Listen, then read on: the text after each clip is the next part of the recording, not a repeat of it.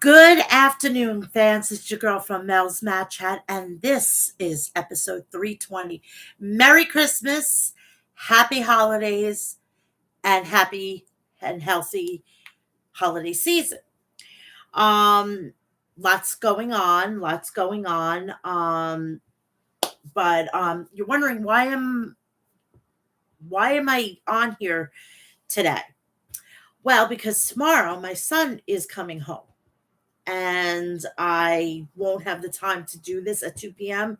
He's coming home at noon, and for him to come home and then I gotta kind of lock him away, tell him to not bother me for 2.5 hours. It's not gonna be possible. And he's autistic, so he really doesn't know. So I am legitimately for the next 2 weeks, because of next week's pay-per-view, um, I am going to be doing this. So I'm going to be doing this on Thursday. So, and then after the new year, I have to start really sitting down probably next week. I'm considering doing 3 shows a week, meaning that I'll do one for just WWE, one for AEW, and one for maybe the the outlaw wrestling, which is MLW, NWA, and there was one more, Impact. So I'm considering doing that. I'm considering it. I just got to figure out what days that I'm going to be doing this because it takes pressure off of me because I realized that I could do a show in about an hour and a half, which then maximizes my usage on YouTube, and it gets me going maybe to see, and then it just you can tune in for just WWE, tune in for AEW, and tune in for the outlaw wrestling. Um, so next week I will be here, but I'm going to be here at a normal time, 2 p.m. So you can, and then on Friday evening after Rampage, I will be going live with the preview and predictions of World's End, which is on Saturday. I'm just letting you know I'm not going to be going live on Saturday after it. I'm going to be actually there. So I'm going to do the review sometime early on Sunday morning. So that it will be that. So anywho, uh there has been some stuff going on where to the fact that we could be seeing Monday Night Raw on Turner Broadcasting Network. And that's gonna be a fucking trip. That's gonna be a fucking trip. Turner tried to end WWE. Meanwhile, now they'll be on his station, which blows my mind. When do we get the announcement? I think it's going to be sometime either tomorrow, but definitely after Christmas, before the new year. We're gonna need to end 2023 on a high note with WWE. What does happen with uh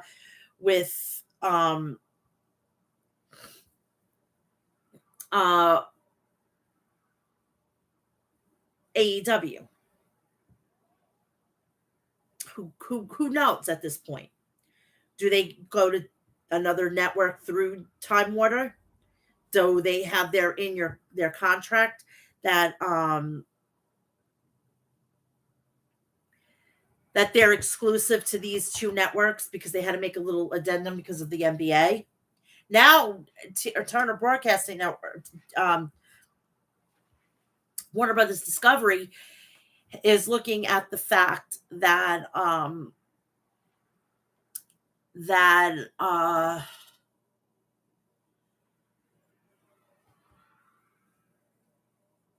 they may be possibly going and saying, you know what, I'm not going to deal with NBA.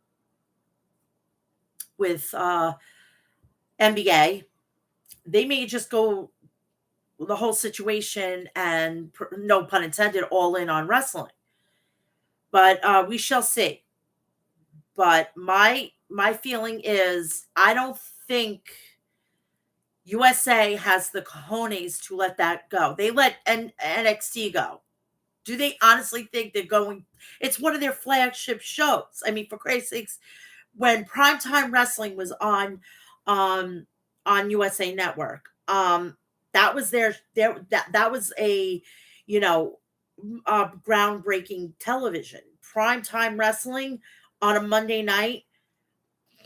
Yeah, they're not going to let this go. I would be shocked if USA is not going to get another 5 years, because systematically now they have, right now until October, they have CM Punk and they have Cody Rhodes. Wouldn't this be the fucking kicker of all kickers? They jumped ship to WWE. Now they back on TNT or TBS. So basically, TBS gets their they Turner Time Warner gets back their two guys. That's also if Cody Rhodes is still on Monday Night Raw, he could be on SmackDown. SmackDown gets Cody Rhodes, and he's back on USA. It's gonna be a fucking crazy time, and I'm here for it. As the episodes go on, we're gonna start maybe in the next 2 weeks. We're gonna give, like, I'm gonna give you my top five. My top five surprises that they're gonna be in the men's and the women's Royal Rumble. You're gonna get that. Or I may just save it for the preview predictions. Okay. I'm also going to, for episode the episode right after the holiday, the Christmas holiday and the New Year's holiday, which will be, I think it's 3/21 if I'm not mistaken, or it could be 3/22. I'm gonna go back and I'm gonna, I'm gonna give you some of my, memories of 2023. It's gonna be on the regular. I'm not gonna make a separate show about it. Also, announcement. The fourth is, if I'm not mistaken, I have to check my calendar. The fourth is, I think, a Wednesday. So let me double check, because I'm definitely going to do a preview. I'm just going to give you my picks through a quick, like, 20-30 minute what is it called? It's going to be on a Thursday. So what I'm going to do is Wednesday night, right after Dynamite, or right, you know what? I'll do it during the day, during the day, like around, like, very quickly. I'm going to go and give you the matches, the picks, who I want to get, if there's a title involved, just give you my thoughts on it, because there's no really preview and predictions. There's no go home shows. If I could, I would look up, because I don't really watch New Japan Strong because I don't have the time. Obviously, I mean, I'm trying to fit everything in, but my life is a little complicated, and I can't really do that. So, yeah, it'll be on a Thursday, and then as soon as it's over, I'm going to do a quick review of it, and then we'll be off to the races and everything. And then it's going to be basically Royal Rumble. It's going to be all Royal Rumble, all WWE, and the accent will be AEW. So that will be that. But let's see what else is going on. Charlotte Flair is out, and she has basically the trifecta of not having a good knee. She has her MCL, ACL, and meniscus tear. So this could potentially have her out to about this time next year into 2025. She also signed a lucrative contract with WWE. I don't think it's more than Becky Lynch, because Becky Lynch is making like almost $2 million. I don't think she's above Becky Lynch, but I think it's like in the million, like $1,000,001, $1,000,002. For people thinking that she's signing a $3 million contract, Roman Reigns barely is a little bit above her. You think she's going to be making more than Roman Reigns, or more than Seth Rollins, or more than Cody, and now CM Punk? You're out of your mind. She's not even worth it, first and foremost. WWE just paid for her name. That's it, just to make sure that she stays. Now, do I think Mercedes Monet will be getting. Absolutely. She deserves it. She commands it. She commands it because they know that she can make money outside and they don't want that. So they're going to do whatever it takes to keep her underneath the WWE and make her happy. That means that's a caveat to get Trinity back. Trinity is going to want that money. Is she going to get it? Probably not. But she's got to understand that she's got to take she's got to not take what the first offer is. Obviously, she's got some, good credit behind her name. But is she going to get in the millions? Like, I'd say she's worth a good 1.5 million to almost 2 million. And that's basically about it. So, what else?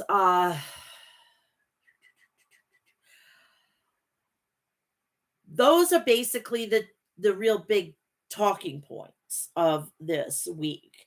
The Charlotte situation, the Warner Brothers Discovery with Raw, when that's going to drop, I see it within the week and a half. I give it a week and a half. If they're not going to do it at the end of this year, they're going to do it first thing, which is like the first is on, I believe it's on a Tuesday.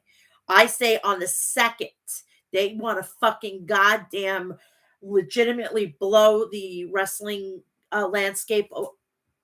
Drop it on the second. If I was me, I'd drop it on the first. Merry, happy fucking New Year, 2024. We're going to Warner Brothers Discovery. I don't know what Tony Khan is going to do. Is Tony Khan going to be able to benefit from this? Who knows at this point? It's speculation. But he better start not being such an asshole and start like loosening up, because he wants everything. He wants Ring of Honor on there. He wants AEW. He wants gazillions of shows, gazillions of titles, and whatnot. It's not going to happen. If it's not going to make money, Warner Brothers is not going to fucking. Time Warner is not going to fucking Warner Brothers, whatever. Warner Brothers Discovery is not going to deal with it. It's just a fact. It's just a fact. So that's basically about it. I am going to get to I'm going to get to my plugs, and then we're just going to get right into it, and we're going to start off with AEW, and then we're going to go into WWE, and that because AEW is thing is coming up, hit their pay-per-view. So I think I should put them first for the next 2 weeks. And then right after that, we're going to go right into WWE. Should have took the CW. You ain't kidding. E-Love, 1970, you took the words right out of my mouth. Tony Khan, at that point, cut his nose to spite his face. And if he did, and since he did that, that may not look good into Warner Brothers Discovery, because they partly own CW. And they're going to be like, well, if he didn't take the deal, why should we pay X, Y, and Z for the rest? We rather take all our money and give it to WWE. At least they appreciate, and they're willing to talk, and they're willing to negotiate, and we weren't going to have any problems. See, if you're hard to work with, they're going to tell you to fuck off. But that's just what I think, okay? That's my opinion. This is my playpen, people. If you don't want to play my playpen, I'm sorry. My rules, my show, this is the way I think. But anyway, please do me a favor today. Please do me a favor and go check out the people over at Maestro Classics at maestroclassics.com. Visit their website for all your beard essentials. Santa needs that. Santa needs that. All the Santas that are working their asses off and they have that luscious beard, they have to get the best product. So go to maestroclassics.com. And if you can't order it, I believe they still sell it in Target. So go check that out. Please do me a favor. Go check out the people over at Liquid Death at liquiddeath.com. Get all your artillery to murder your thirst. So go check them out at liquiddeath.com. They have wonderful spring water, sparkling water, flavored sparkling water, and iced tea. So go check them out. If you're an adult and you need mixers, they're great mixers. And I mean of drinking age. This is goes wherever you are. Please drink responsible, especially this time of the year. Also, please do me a favor if you're a coffee aficionado, just like me. I'm drinking my Starbucks. I need it today. I'm like dying today. Please go check out Deathwish Coffee at deathwishcoffee.com. If you're into skulls, you're into coffee, it's a match made in hell or heaven, whatever the case may be. You can have subscriptions. You can have subscriptions with Liquid Death. You can have it at all. Please do me a favor and go check them out at deathwishcoffee.com. Also, if you embrace independent wrestling and local wrestling, we have a great promotion coming out of the metro area in New York, and it's HOG House of Glory. They have their next event. It's Brace for Impact. It's going to be Impact Wrestling versus House of Glory Superstars, and it will be happening on Saturday, January 6th, 2024, right out the gate, beginning first week. And they have the first match will be HOG World Tag Team Champions, the ABC Club versus Main Event. We have Gringo Loco versus Nolo Catano. Josh Alexander will be vying for the HOG Heavyweight World Heavyweight Championship against Mike Santana. So that's going to be good. That was just announced. I think it was either today or yesterday. So that's breaking news. So if you want to go check everything out, and if you want to get tickets, go get tickets at hogwrestling.net. And if you want to watch it on streaming service, please go check out the premiere at $99.99 a month. Okay? So that's basically about it. We're going to get into Rampage from last week. And I have internet on my fucking tablet. Part of my language. I have Lord Jesus Christ here. Okay, so in this episode of Rampage, we had the Von Erichs return to Texas as a big trios match headlined tonight's pay-per-view Rampage. Red Velvet versus Anna Jay. We had, come on, Angelo Parker, Matt Menard, Jake Hager versus Orange Cassidy and the Von Erichs. The Don Callis family versus Hunter Gray, Paul Titan. El Helio Vikingo Commander, Penta El Zamiano versus Action Andretti and the returning Top Flight. So we start with the first match. We start out with the trios match. Orange Cassidy, the Von Erichs versus Matt Menard, Angela Parker, and Jake Hager. Marshall and Parker to start. Quick jockeying between the two. And Ross gets the tag. Hits a dropkick. Hager and Cassidy tag themselves in. Hager sets Cassidy up on the top rope as Cassidy goes hands in pockets. Dropkick by Cassidy and a kip up, followed by an around the world DDT. Cassidy drops the elbow sleeve, but Menard clotheslines him from behind, and Parker hits a running knee behind the referee's back. 2 count. Cassidy in trouble now as the former JAS member are making quick tags and cutting the ring in half. Power double leg by Hager. Hager bomb, but Cassidy gets his feet up and tags Marshall.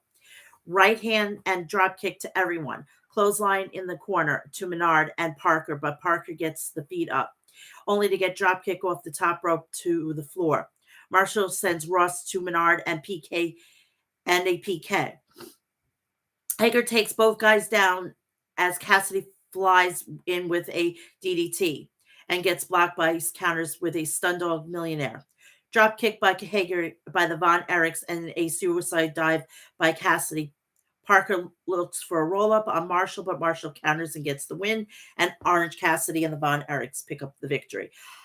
I am telling you, it's either AEW or WWE, and for Christ's sakes, I do not understand why Paul Levesque doesn't scoop these guys up and put the tag team division on their backs.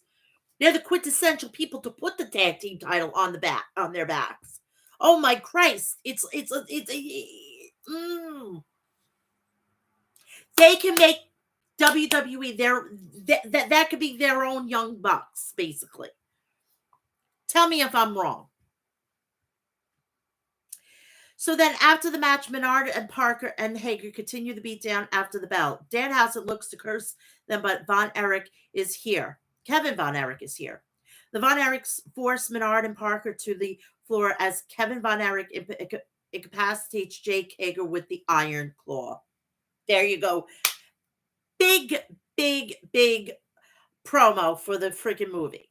I can't wait to see that. I'm going to see it. It's my Christmas present to myself. Don Callis family versus Hunter Gray and Paul Titan. Both men get jumped before the bell. Fletcher with some body shots to Titan and an avalanche by Hobbs in the corner. Running into Gary by Fletcher, spinebuster by Hobbs, world's dangerous slam, and the winner is the Don Callis family. Gee, I was so shocked with that match. Don Callis takes the mic and runs down the Golden Jets. Callis says they can't run, but they can hide, especially in a tag team division. Callis implements Don Callis family rules, which are in the essence the Freebird rule, and any two members of the Don Callis family can be used interchangeably.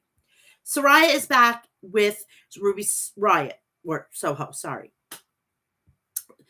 Saraya says Ruby is nothing without her, and Ruby needs her. Ruby says if Saraya can't do it by herself, she's going to have to do it. Anna Jay versus Red Velvet.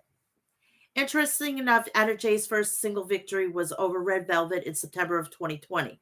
Jay extends the hand and tries the back heel kick, but Velvet saw it coming. Both women trade pinfalls attempts and get a bunch of 2 counts. Velvet misses and Enziguri Bud punts her in the face instead. Velvet connects with some body shots in the corner, but gets sent to the apron. Spinning back kick by Anna before, bending Velvet around in the ring post. Jay beats down Velvet throughout the commercial break, snap suplex by Jay, and return for a commercial. Velvet counters a second and a response of her own. Back elbow by Velvet and now a leg lariat. Velvet says the time is now. Stir it up. Running knees to the back of Jay. Jay avoids a corkscrew kick and hits a gory bomb for a 2. Matt Menard is here and causes a distraction as Velvet is rolling an elbow. Velvet takes out Menard with an elbow. Jay locks in the Queenslayer from behind, and Velvet taps, so Anna Jay picks up her victory. We have a recap of the Devil versus the MJF feud is shown. Match 4. Top Flight and Action Andretti and Top Flight versus Penta El Zeno Miano and Helio Vikingo and Commander. Finally, I was able to figure out how to pronounce his name. I'm saying Vikingo. I'm not going to try to throw in Spanish flair to it. This is how I'm saying it, and it's going to stay that way. If you don't like it, tough. I can't. Around the World tears by Commander on Dante to start. Dante goes through the ropes and flips to the other side to avoid Commander, who flips over the top and onto the floor. Martin backflips. Both men trade pinning combos and escapes as Vikingo and Andretti gets their respective tags. 360 tears by Vikingo, but Andretti cartwheels out of it. Andretti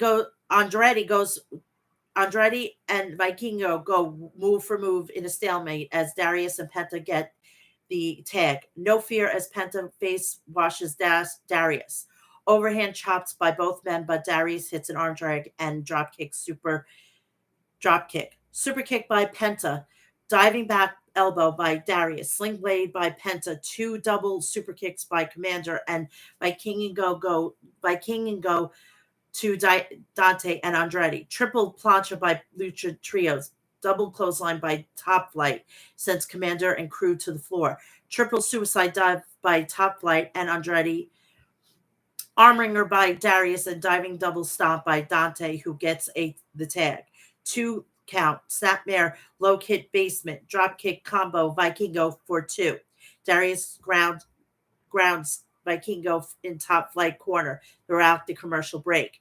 Vikingo fights back with chops and diving double arm drag to Top Flight. Penta gets the tag and super kicks everyone.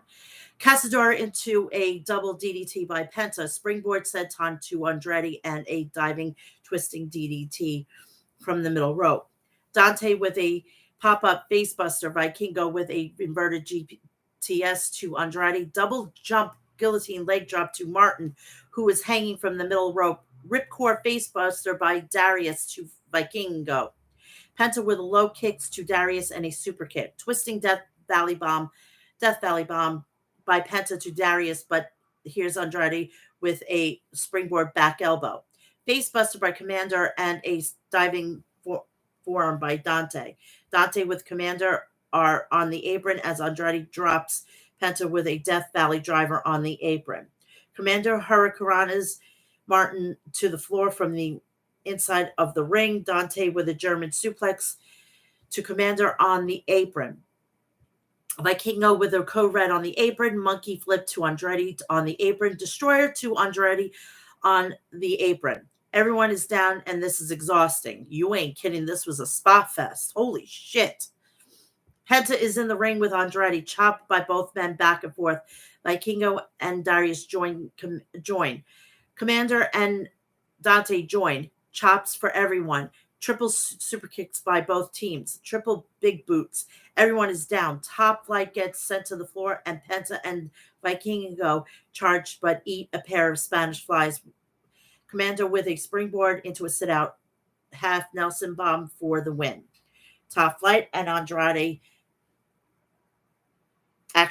pick up the win. And that's basically about it. Oh, please, while you're here, like, share, subscribe, turn on the bell for all notifications so when I go live or upload a video, you will know about it. Also, please follow me on Instagram, Facebook, Threads, Instagram, Facebook, Threads, TikTok, X, Twitter, and Cameo. I'm on there too. Cheaper than a freaking card this year. Go ahead. $5. I'll tell me what you want me to say, and I'll say it with a smile on my face, okay? Sorry.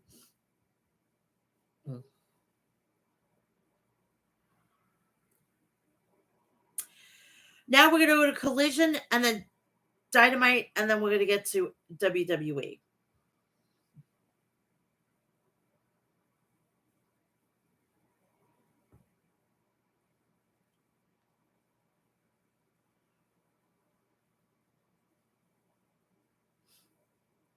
Sorry, my tablet's a little slow. Forgive me. All right. Collision was coming from Curtis Caldwell Center, Garland, Texas. And we started off with the Blue League match. Andrade El Idolo versus Claudio Castagnoli. Claudio Castagnoli locked up with Andrade in the back and backed him into the corner. Andrade powered out and rammed Claudio with a shoulder block. Claudio fired back with a standing clothesline. Andrade connected with a crossbody for a 2 count. Andrade jumped over the top rope to Claudio on the arena floor, but Claudio countered with a European uppercut.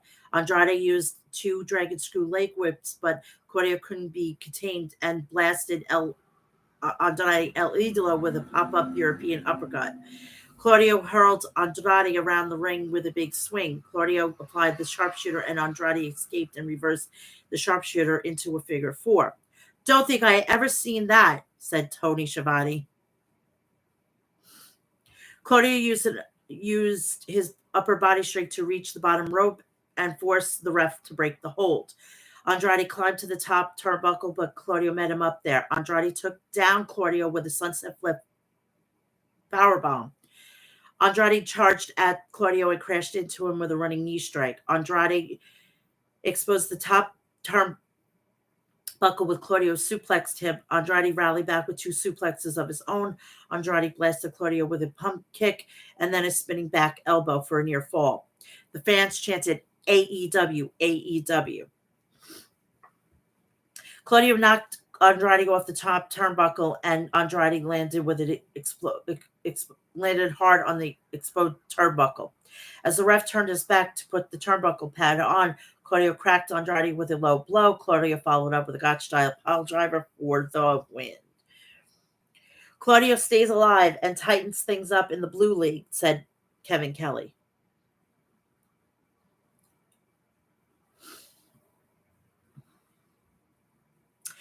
Abaddon versus Jasmine Allure. Abaddon ground and pounded Allure. Jasmine retaliated with a thrust kick. Abaddon absorbed it. Abaddon ended things with the Black Dahlia and pinned Allure.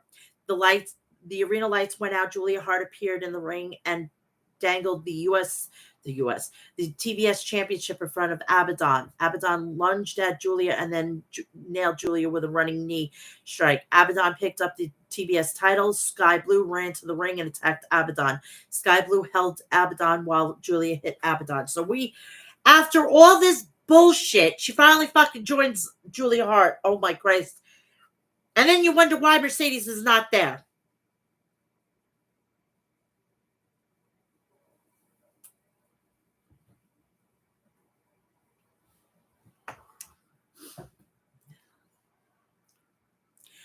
Then Thunder Rosa charged at the ring and hit Sky Blue. Julia Hart and Sky Blue retreated out of the ring. Rosa offered her hand Abaddon, and Abaddon accepted. Why isn't she thrusted into the women's title, the AEW women's title? She never lost the championship. I swear to God, when her contract comes up, please, for the love of God, get the fuck out of there. Dear God.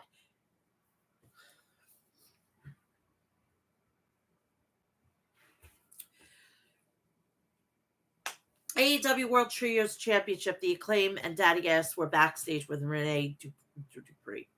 Renee Paquette, for Christ's sakes. Oh, I wish these titles were back with the House of Black, for the love of Jesus. Daddy asks, Renee, I don't mean to cut you off, but we have a problem. The problem is Daddy S and The Acclaim are now pissed off. You may have not knocked us down, but the problem is we got back up. Max Caster. Calm down. What Billy means, we're coming for whomever under the devil mask. And MJF, we're friends, but now I want nothing to do with you because you put us in danger and you didn't care. Anthony Bowens.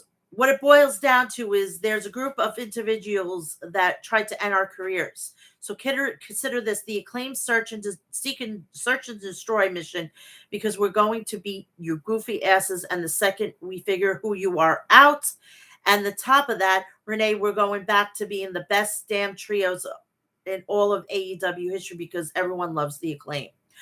And they have the Pepto-Bismol titles. Top Flight and Action Andretti interrupt them. They say they want to clarify they weren't the ones who attacked the Acclaim. They issued a challenge to the Acclaim, Bowens, and he accepted. But wrong place, wrong time. Challenge accepted next week on Collision. Be ready. So it's on Saturday night. AEW International Title match. Wow. Oh my God. Did he upset Tony Khan? He's not starting Collision. Freshly squeezed Orange Cassidy versus Bounty Hunter Brian Keith.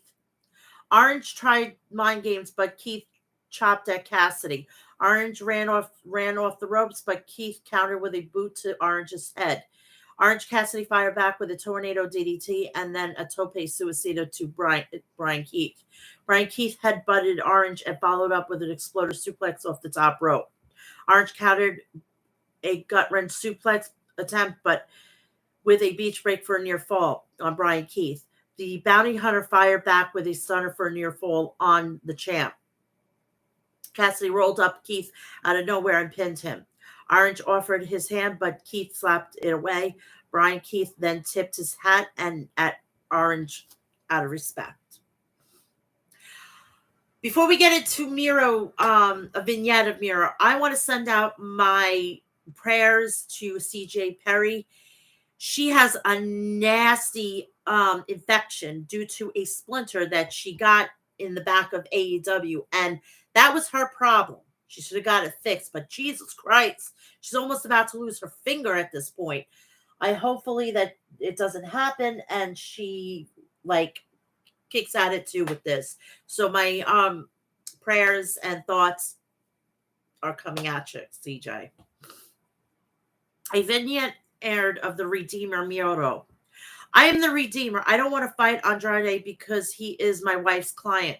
I want to fight him because he's an asshole.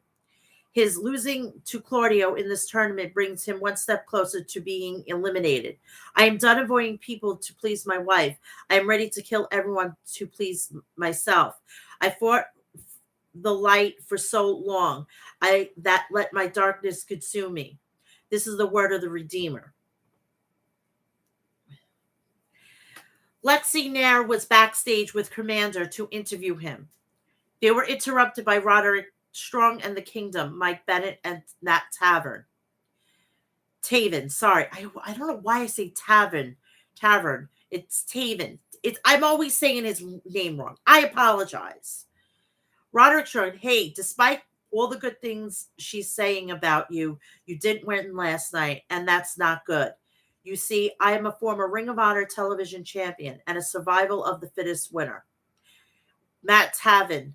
I won the TV title my first night under contract. Roderick Strong. So I just want to let you know this. Myself, I am looking to get back on the horse, pun intended. And fellas, I think I found my next victim, Commander. Dax and Cash Wheeler came to the ring. FTR. Cash Wheeler. House of Black. Let me say first and foremost, if you have a problem with us, no more magic, no more sneak attacks. Come out here, speak to us face to face. I'll tell you, I think your problem is you've seen the success we've had in the past 3 years in AEW. We came here, we've had the best sort of our careers. We've had the Ring of Honor, the AAA, the New Japan, and 2-time AEW tag team champions. And you two, you just still unrealized potential. I think you're mad at yourselves. I think you see your success that Brody has had in the Continental Classic and you're jealous of that. I think you've seen the success that Julia has had and you're jealous of that. But you're not going to take your anger out on yourselves. You're going to direct it at yourselves. You're going to direct it at the living legends. Dax, Hardwood. You could say we're not the best looking, and that's okay. You could say we're not the flashiest. I've even heard we're hard to do business with. But the one thing that you can't say about FTR is that we'll back down from a fight. I don't mind taking an ass whooping half my life. I fought men for money, and that's okay. I do have a problem with sucker punch from behind. I'm going to lay out a challenge, first time ever. House of Black. Dak's microphone went dead and the arena lights went dark. The House of Black appeared on the big screen. Buddy Matthews told FTR that we're here to prove a point, that no one in the back has FTR's back. Mark Briscoe, he won't save you. Dax, your wife, your kid, they won't save you. Everyone you love won't save you. But I want to direct this question to Cash. Who loves you? All these people love Dax, but who loves you? I'll tell you who loves you. We love you. We embrace you. We welcome you. We welcome you, both of you. Be in our family. Oh, where the hell is my credit card? Where is it? Where is it? Where is it? Where is it? Where is it? I don't know, but I take my money. Holy shit. Please. I'd like to see a darker version of FTR, and I would love to see that. Malachi Black. See, there's a thing. This constant here. This is personal.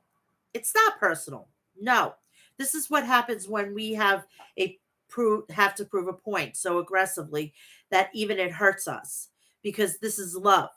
Because let me ask you a question. When we attack you, who came to save you? No one. Did we lie? No, we didn't lie. And if were here to make it personal, we would have had pictures of you, your wife, and your daughter, and we I would do this to it. But he held up a picture while Malachi lit it on fire. Malachi symbolic, like it or not, we're your family now. I could get behind this. I will actually tune in for this even more so now. I'm now invested in this. I am loving this. All all former but two, which is Brody King and Julia Hart. Um, they're all WWE. So I would like to see this dynamic, and especially for them to all be under one. They will legitimately cream AEW on all facets. I'm liking it. Texas street fight match. Chris Statlander and Willow Nightingale versus Mercedes Martinez and Diamante. Mercedes smashed a bottle over Willow's head. Chris spiked Diamante with a DDT onto the baseball bat wrapped around a barbed wire. Chris and Willow rammed Mercedes with a metal stepladder. Mercedes cracked Willow with a crowbar across the back. Mercedes booted Willow in the head. Willow pounced Diamante and then smashed a board against Diamante's back. Statlander rocked Mercedes with Saturday Night Fever for a near fall. Diamante cracked Chris with a briefcase. Diamante opened the briefcase and dumped the contents over the mat, shards of glass and thumbtacks. Mercedes dug Chris's face into the tacks. Mercedes powerbombed Willow off the apron, threw a table onto the arena floor. Chris Statlander had her hand wrapped with a steel chain. Statlander hit the knockout blow, Diamante, and pinned her. Renee Paquette was backstage with the AEW Women's World Champion, Timeless Toni Storm, and Mariah May. Mariah May still haven't made her debut. And I don't want to hear now about Jade Cargill. Renee says whomever won between Saraya and Riho would face Storm at World's End. And she asks Storm if she had a preference on who she faced. Dear Jesus, how does Rio get involved in the women's championship match? This is why they don't get Mercedes Monet. The illogical fucking booking on this is ridiculous. So we're gonna have an interchangeable of Riho and Hikaru Shida. I'm waiting for an Emi Sakura. I'm waiting for a Maki Ito. I'm waiting for those chicks. For Christ's sakes, Tony Khan's got a freaking wants to beat off on fucking goddamn Joshis and Rentaluchas. I swear to Jesus. Jesus Christ. So Storm said, not really. Renee asked Mariah if there was an update on who her debut opponent might be. Mariah, well, Tony Khan helped me apply for my American wrestling license. So very soon, and Miss Storm, you were sensational on commentary on Dynamite. I was hoping you would commentate my very first match. Tony Storm, darling, I'm very busy. Mariah, that's okay. Maybe you could check it out and offer some pointers. Tony Storm, darling, I'm very busy, but next time I hold a seminar, you'll be the first to know. And as for Rio and Saraya, go ahead and go out there and slap each other around. Rip each other's hair out. At World's End, I will be facing either one of two bland baldies. Watch this shit. Watch this. Mariah May gets a fucking title shot. And I'm not joking. Ring of Honor World Six Man Championship. The Machine Brian Cage versus Kerry Wright. Blinked and this was over. Cage clobbered Kerry right out of the gate. Cage German suplex right. Cage powerbomb Kerry and then rushed him with a drill claw, scoring the pin. Who's going to stop the monster? Asked Kevin Kelly. Kevin Kelly is now in AEW / Ring of Honor full time now. He is no longer at New Japan. And I'm going to be so sad to not listen to him on Wrestle Kingdom. Yes, I'm going to be covering Wrestle Kingdom, FYI. And that's all. That's all I'm covering. Not the New Year's Dash. I don't have time for that bullshit. I'll watch it, but I'm not going to cover it.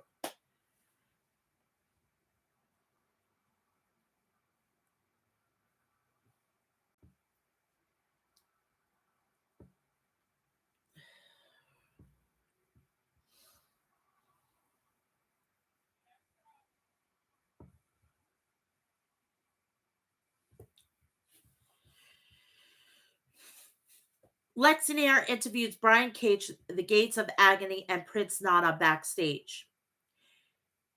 They said they were on a roll. This was Swerve's house, but they were living in it.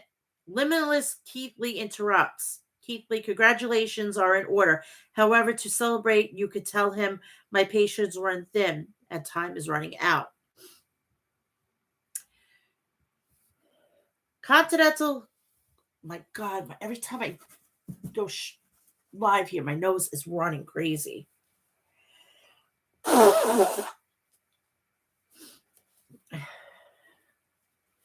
Continental Classic Tournament, Blue League match, Ring of Honor World Champion, New Japan Pro Wrestling Strong Openweight Champion Eddie Kingston versus Daniel Garcia. Matt Menard goes to the commentary booth. Daniel Garcia and Eddie Kingston traded chops. Eddie used a back heel trip on Garcia. Daniel Garcia stunned Kingston with a dragon screw leg whip off the apron. Kingston fired back with a belly-to-belly suplex. Kingston nailed Garcia with a DDT. Kingston blasted Garcia with a machine gun rapid-fire chops. Kingston was like a man possessed. Garcia mocked Kingston. Garcia got his second win and broke through the defense of Kingston. Garcia applied the knee bar on Kingston, but Kingston managed to reach the ropes.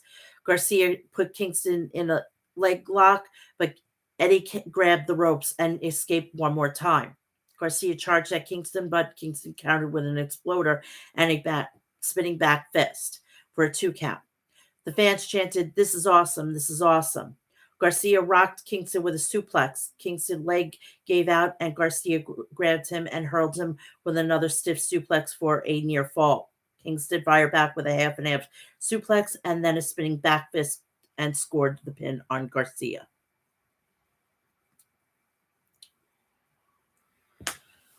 And that is that. He moves on. He still stays alive. So in the main event, we have the Classic Tournament Blue League. House of Black, Brody King versus Brian, the American Dictator. Sorry, the American Dragon, Brian Danielson. Danielson kicked at Brody's legs. Brody went after Brian's surgically repaired eye. Brody chopped Danielson in the throat. Brody smashed Danielson's head across the announcer's desk. Brody whipped Danielson into the steel barricade. Brody put Danielson on the chair and then slashed him, sandwiching Danielson between himself and the barricade. Danielson was able to regain some momentum with a driving knee off the apron. Danielson hit a missile dropkick. Danielson returned to kicking Brody and inflict damage to Brody's knee. Brody retaliated with a lariat off the second turnbuckle. Brody was looking for a cannonball, but Brian tripped up Brody and applied a single leg crab. Brody kicked himself free, stunning Danielson. The American Dragon chopped out away and Brody with a roundhouse kicks. Danielson grabbed Brody's wrist and began to stomping on him. Danielson switched to hammer and elbow strikes. Brody mustered the strength for Death Valley Driver on Danielson for a near fall. Danielson used a trademark knee strike on Brody, but Brody kicked out at one. Brody smashed Danielson with a lariat for a near fall. Danielson smacked Brody in the face with a running knee, then caught him in the back of the head, and then another knee strike, finally scoring the pin on Brody King, sorry. What a battle, said Tony Schiavone. Brian Danielson is inched forward to 9 points, added Kevin Kelly. So we're going to go to Dynamite, and they're taking place from the Paycom Center in Oklahoma City, Oklahoma. I want to bring this. I'm going to be bringing this up during the WWE about Bray Wyatt, and there's news on him, and I'm thrilled to report it.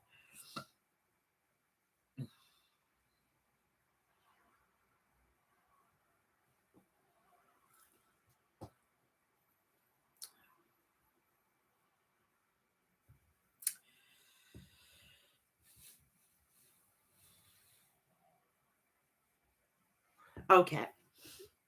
The Continental Classic Gold League standings are as followed. John Moxley with 12 points, Swerve Strickland with 9 points, Jay White 9 points, Roosh 9 points, Mark Briscoe 0 points, Jay Lethal 0 points. So we go into a first match with Strickland versus Roosh. Roosh and Swerve grappled to the mat, chain wrestled. Roosh got to his feet and landed big chops. Both men used arm drags, resulting in a stalemate on Roosh. Early on. Roosh knocked Swerve out of the ring and followed up with a running flip over the top and down onto Swerve.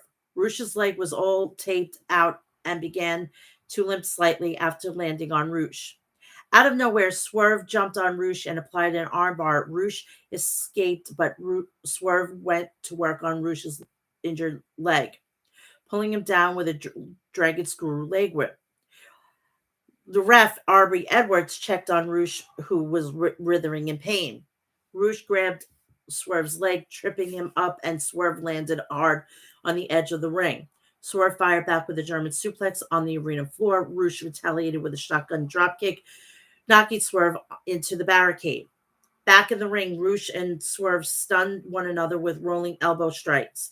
They went after each other. They went to boot each other, and they knocked the other down. Basically, they had the same idea. The both competitors having the same idea.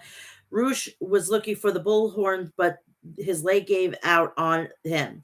Swerve grabbed Roosh's leg and applied a stretch muffler. Roosh countered with a cradle for a near fall. Roosh put Swerve in a straitjacket arm lock and spiked Swerve with a pile driver for a 2 count. They traded chops on the apron. Swerve charged Roosh, but Roosh sent Swerve flying with a belly-to-belly suplex. Swerve landed hard on the arena floor as Roosh used Swerve's own momentum against him. Roosh struggled to climb to the top turnbuckle. Roosh went for a senton, but Swerve moved out of the way. Swerve hit Roosh with a 450 splash, but Roosh managed to kick out and pin out of the pin attempt. Swerve smashed Roosh with a brainbuster for a 2 count. Swerve connected with a house call kick. Swerve rocked Roosh with a swerve stomp from the top and pinned Roosh. Tip your cap off to Roosh. He kept the competitive with an injury, but Swerve pulled off the victory, said Taz.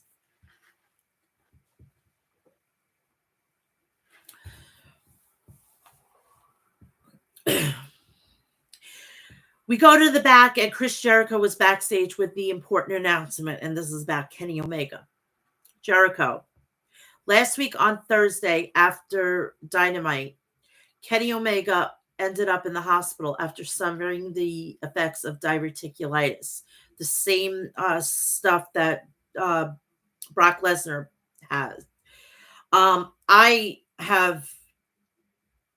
is familiar with diverticulitis. My grandmother has it. She had a lot of her colon removed, and it's a nightmare. It's a fucking nightmare. And I thought I had it because I was like, really, my stomach was, thankfully it's an inguinal hernia, and it's nothing like this. I would be devastated at this point. Ended up in the hospital suffering effects of diverticulitis and shared on social media. We now have the news that Kenny Omega is out indefinitely from AEW. We don't know how long or how short that's going to be, but one thing is that thing that affected is the Golden Jets opportunity to become AEW World Tag Team Champions by beating Ricky Starks and Big Bill at World's End. And we decided that we're going to do it in the meantime. And while we decided to do it in the meantime, the most important thing is Kenny's health. And I just wanted to let all of you know we are pulling for you, Kenny. We are pulling for you, Kenny, and the AEW fans. You can hear the entire locker room, and the most importantly, me, as I take as long as you need to get healthy. But when you come back, we're all going to be here, and I'm going to be waiting for you. And the Golden Jets will resume. So, in Kenny Omega signing off, Jericho does good night and goodbye, bow, and only for now. We are pulling for you, Kenny. We'll see you soon.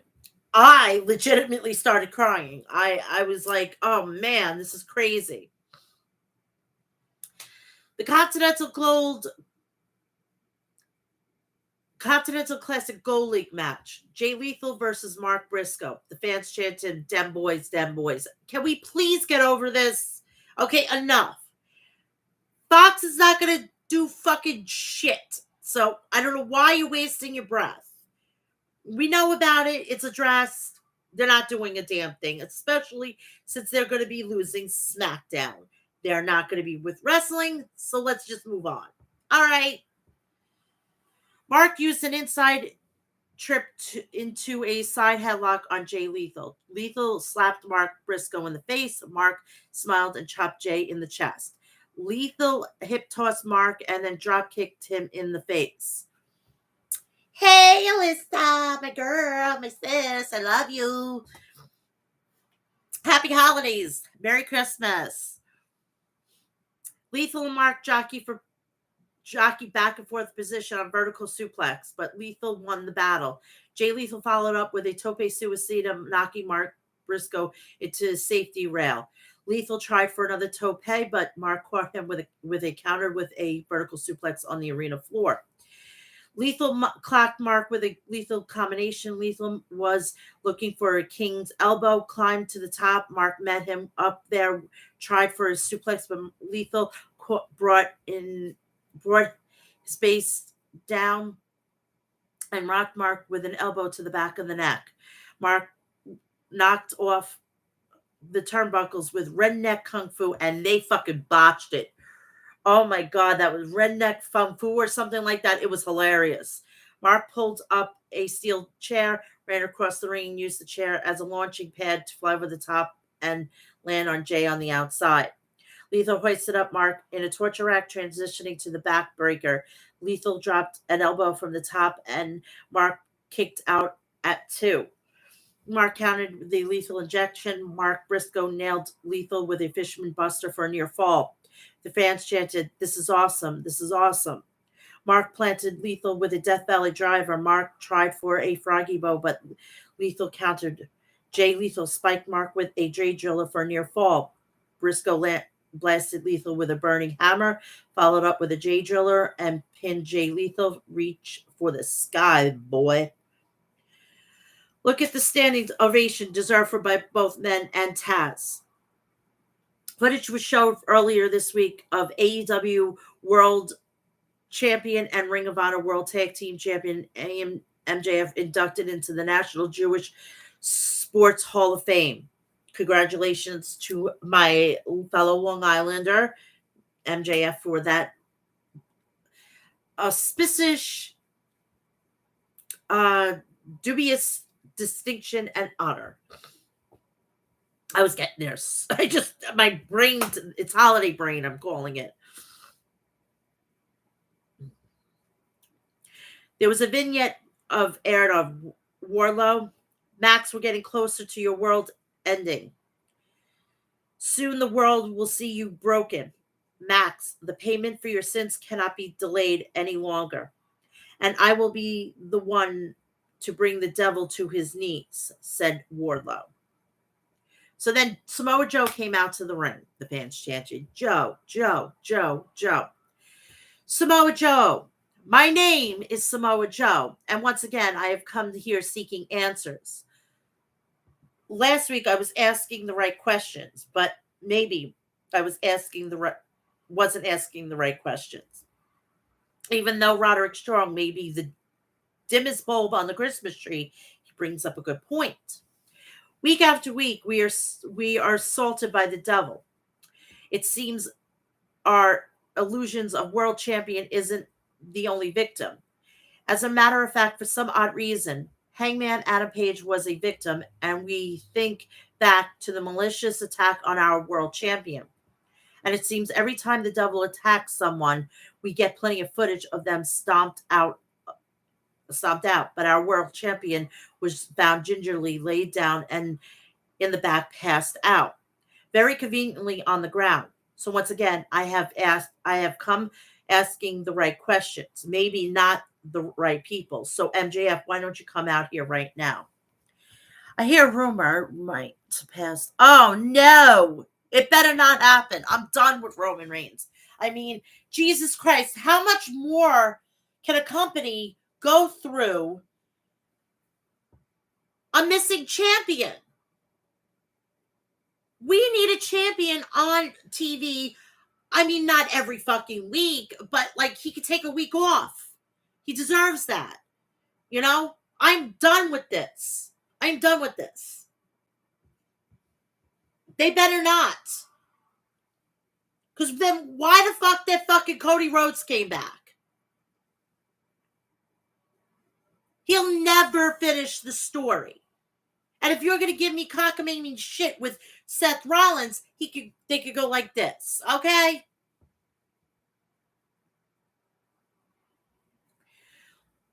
Anywho, circling back to this, AEW World Champion and Ring of Honor Tag Team Champion MJF goes to the ring. MJF, cut my music. Joe, let me get this straight. So I get jumped in the back by a bunch of goons. I get hit in the back by a beer bottle, and you're out here accusing me of being the man behind the mask, the devil. Is that correct? MJF, Joe says correct. MJF, that's really interesting. Joe, I recall you said you were going to protect me in our main event going out to Long Island for the world title. Matter of fact, I think you said from henceforth, MJF, you are my property. So no, Joe, it's become pretty clear that you don't care about your property about as much as you care about your diet. So we're throwing accusations around. Joe, I got some accusations of my own. So I get jumped in the back by the goons surrounding the ring, but I don't recall them laying a finger on you. Joe, so let's see. I don't like you. Now I don't trust you. So why am I waiting until December 30th at World's End when I can end your world right here, right now? MJF shoved Samoa Joe. A swarm of masked men ran to the ring, and Samoa Joe and MJF had to beat them away. MJF and Samoa Joe fought them off and the masked assailants, but even more came over and the barricade and surround the ring.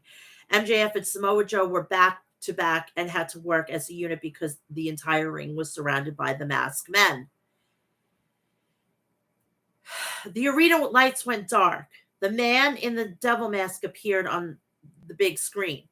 There was a graphic scroll across that read, "Where can you go? Who can you trust? Next week, you will accept a challenge for your Ring of Honor World Tag Team Championship.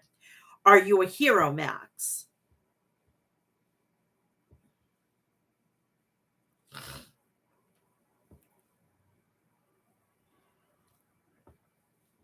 So MJF says, Joe, I know what you're going to say. You're going to say no. But again, I made my promise to my best friend that I would defend those tag team titles no matter what until he comes back. Samoa Joe, we accept. Seems the best way to handle the devil is with our bare hands. Next week, we beat his boys' asses. Allies again for a moment, said Taz. Wow, blockbuster announcement as MJF and Samoa Joe unite in the face of the devil.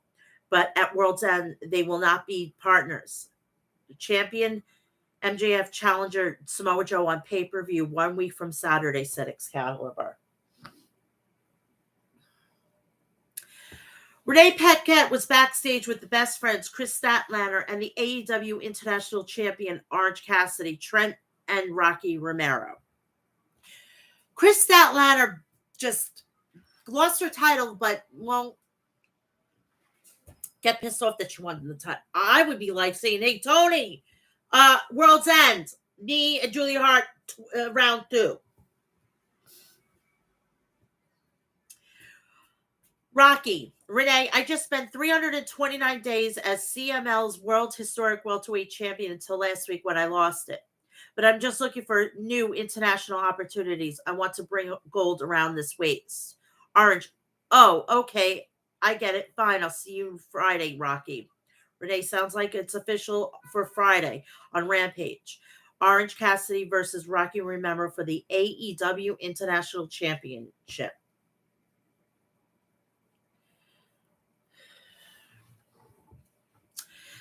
Saraya versus Riho. Winner faces Timeless Tony Storm for the AEW Women's World title at World's End.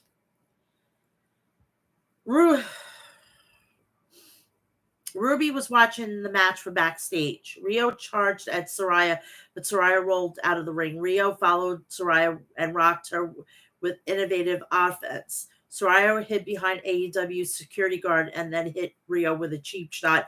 Saraya using Rio into the ringside barricade, bouncing her off of it. Rio countered with a suplex attempt with an inside cradle for a near fall. Rio brought down Saraya with a Northern Lights suplex for a 2 count. Riho jumped off the top rope with a double stomp and followed up with a charging double knees, pinning Saraya and becoming number 1 contender for the World's End. Oh dear God! How shocking is that?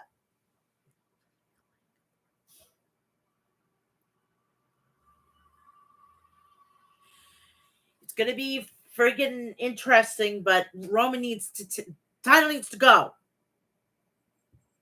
Unless they're going to do the unthinkable and allow him to completely obliterate every record and have him go. I think the next one is Bruno Sammartino after Hulk Hogan, I think, if I'm not mistaken.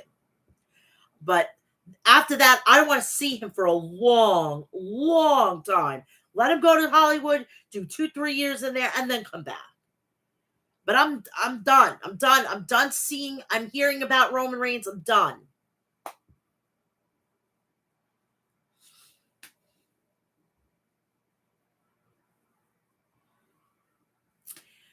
So then after this match, Luther carried Tony Storm to the ring. Storm got into the ring, and Rio began to clobber her with strikes. Rio blasted Storm with a Tiger feint kick, but out of nowhere, Mariah May smashed Rio with the AEW World title belt. Tony Schiavone read a prepared statement from TNT champion Christian Cage. Tony Schiavone, you better read this statement word for word. As the biggest, hottest, and the most talked about star in AEW. What the fuck was that?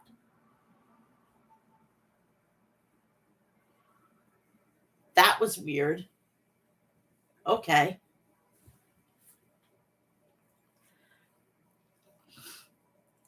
I have no doubt my absence has left in your lives. After my career-defining victory over Adam Copeland, I decided to take my prodigy Nick Wayne on a well-deserved vacation.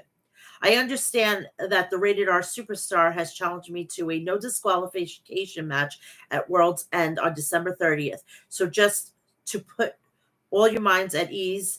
I want everyone to know that I will make my triumphant return this Saturday live on TNT on Collision, where I will address Adam Oberlin and address my lingering questions people may have about what transpired a couple of weeks ago on Dynamite in Montreal. I expect nothing less than a hero's welcome upon my return. Sincerely, the TNT champion, the patriarch of AEW, Christian Cage. Oh, you can like, okay. Whatever at this point. AEW World and Ring of Honor Tag Team Champion MJF was walking backstage. Max stopped his tracks, and when he saw the black Max on the floor, it was right in front of the Mogul Embassy's dressing room. MJF knocked on the door. Prince Nana opened the door, and Max grabbed him. Max, explain this black mask. What the hell is it? Swerve walked into the hallway and Max let Prince Nana go. Swerve, be careful handling my property. Nice to finally see you out. I feel like you've been ducking me my whole time here in AEW. MJF. Shane Strickland, Swerve, look at me. Look, Swerve, wait, sorry. Shane Strickland, Swerve, look at you. Man, see, a lot of people don't know this, but we've got a big history. We used to do these long car rides on the road every single week. We were trying to make a name for ourselves on the independents. And look at us, look at you, all grown up, all the momentum in the world, beating some of the biggest stars in company this company has to offer. Man, I'm so proud of you. However, I've been ducking you. The reason you and I haven't made eye contact in this place is because unfortunately there are levels to this, and you're just not on mine. And to make matters worse, I don't hear your theme music, therefore neither is your star power. Swerve, it's funny that you brought those car rides. Those were amazing. You remember that. You were the best chauffeur I have ever had in my life. Thank you, man. Let's go back to your interaction with William Regal years ago. Didn't you bring up an email about a tryout that you failed and turned you into the whiny little guy that you are today? Yeah, you're right. There are levels to this. You do a tryout. I signed a contract, and be careful how you talk to me because the last person did that. I hung him out in the ring in front of 13,000 people by a chain. MJF, solid monologue, bro. You started to get good at talking. I'm proud of you. But I'm talking about Hangman. But you're talking about Hangman an awful a lot. It's almost obsessive. Now, it's funny you talk about respect because I'm your world champion, kid. So I think you need to check your tone and watch your mouth. But I do have a question for you. I find a couple of things odd. Let me run them by you. You hate Hangman more than anything you want to be an AEW world champion. So putting those things together, when I'm really thinking about it, why would you frame Hangman with a beer bottle? Why would you constantly try to get inside my head? And though your goons in Mogul Embassy are jumping people, clearing a path for you to be finally world champion, be on top like yours truly. So are you the devil? A part of me really hopes so. You say this is your house. Well, you're looking at the big bad wolf of professional wrestling. And when it feels like it, I'll blow your house down. And then while I'm at it, I'll break both your arms so you can always swerve while you drive. Swerve. I ain't the devil you're looking for, but you keep waving your championship in front of me. I'm going to be the one to bring you hell. Prince Nana opened the door. Brian Cage and Gates of Agony stood behind Swerve.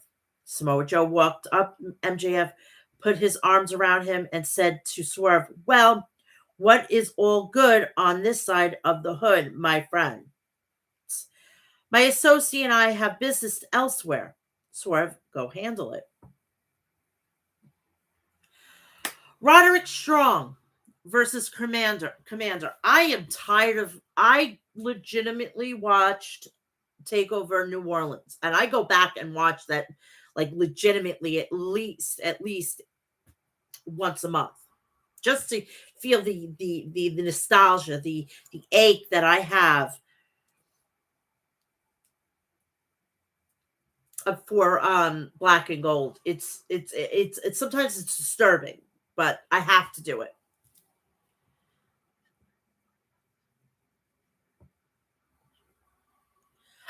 Exactly. I think I think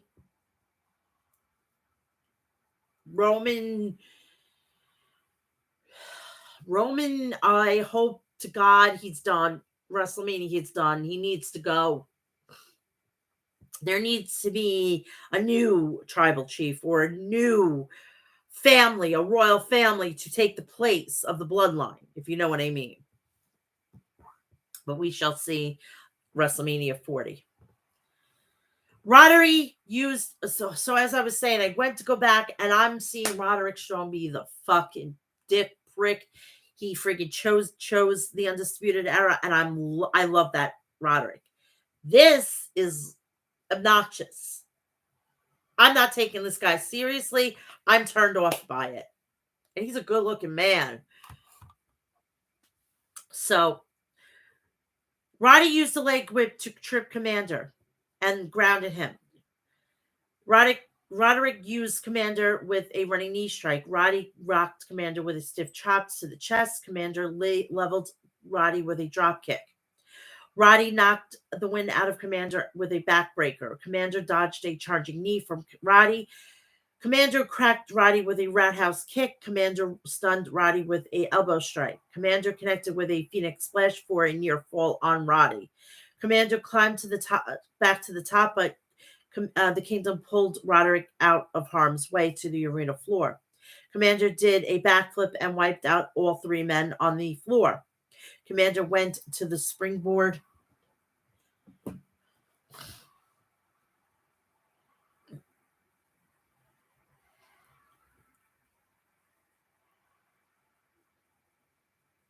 I just lost my.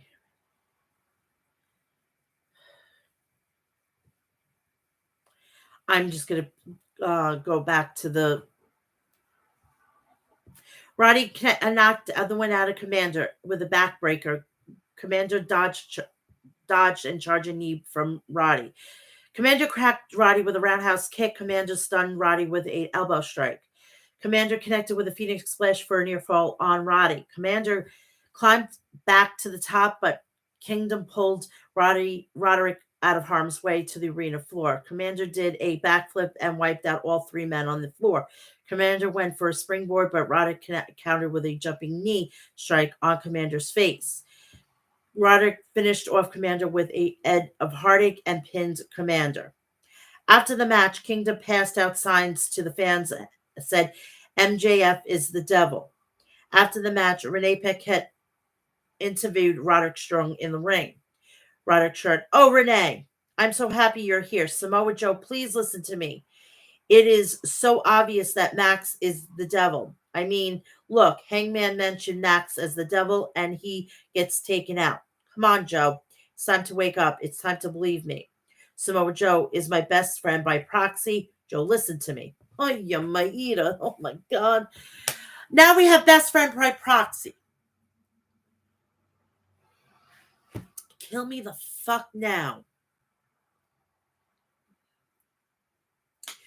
Main event time. Continental Classic Gold League match.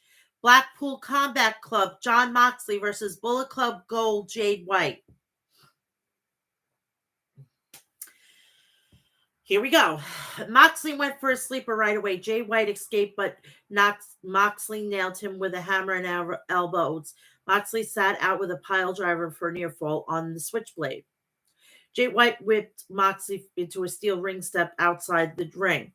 Jay White stomped on Mox in the corner. Moxley slugged Jay White. Moxley backdropped Jay White on the ramp. Moxley chomped on the head of Jay White. Mox charged at Jay, but Jay dodged it and clipped Moxley's legs. Moxley absorbed forearms from Jay White. Moxley set Jay White on the top turnbuckle. Moxley gouged at White's back, digging his fingers into Jay White's flesh. Moxley suplexed Jay White. Moxley with a hit with a lariat on White, knocking him over the top rope. Mox followed up with a tope suicida. Moxley may have buckled his knee when he landed, immediately grabbed his knee. Jay White countered with a suplex and planted Moxley across the steel ring step. Jay White grabbed two steel chairs. The ref abolished White, and Jay tossed one of the chairs in the ring. The ref went to grab the chair in the ring. Unbeknownst to Jay White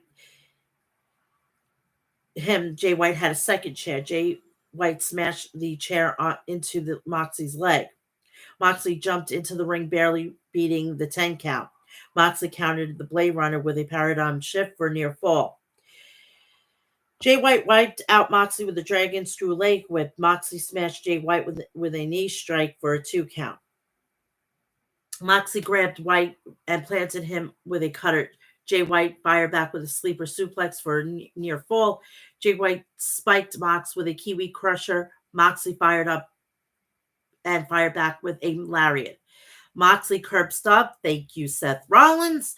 Jay White's switchblade escaped the Death Rider. Jay White drilled Mox with a blade runner and scored the pin. I am thrilled with that. I'm so thrilled with that. Jay White beats Moxley. What a hell of a match, said Jim Ross. And now we know 1 week from tonight, the Gold League Finals. It will be a 3-way match, Jay White and Swerve Strickland and Jon Moxley. There is no man with a clear tiebreaker with win over the other. So we'll have a 3-way match with 1 week from tonight, which will be the go-home show for World's End.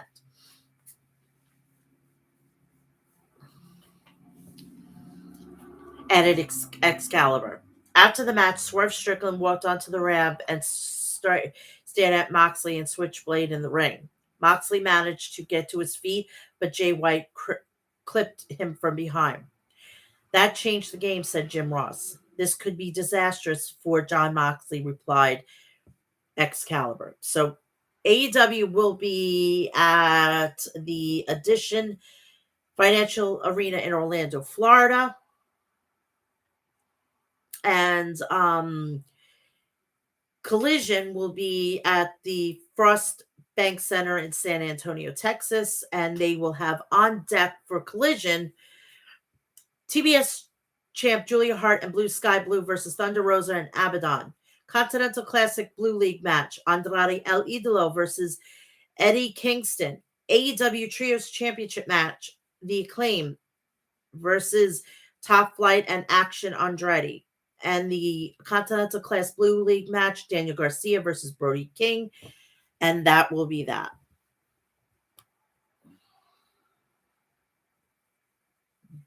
Shit.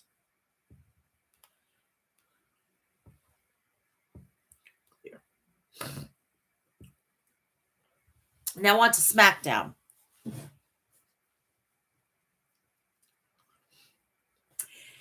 SmackDown from last week, it was a really good SmackDown. Excuse me. This hernia is killing me. Before we get into WWE, I want to commend WWE on having Mike Rotunda, which is IRS, a Legends contract for Bray Wyatt, so his kids could benefit from any merchandise, any like the games, the action figures, whatnot. The reason why JoJo couldn't sign because she was not legally married, so she's not his widow. And I don't want to fucking hear it. Oh, but they were together for so long, that's his wife, and it's not legal. See, in this case, that piece of paper gets you a lot. Because let me tell you something. I get married, I'm legitimately I'm my husband's next of kin.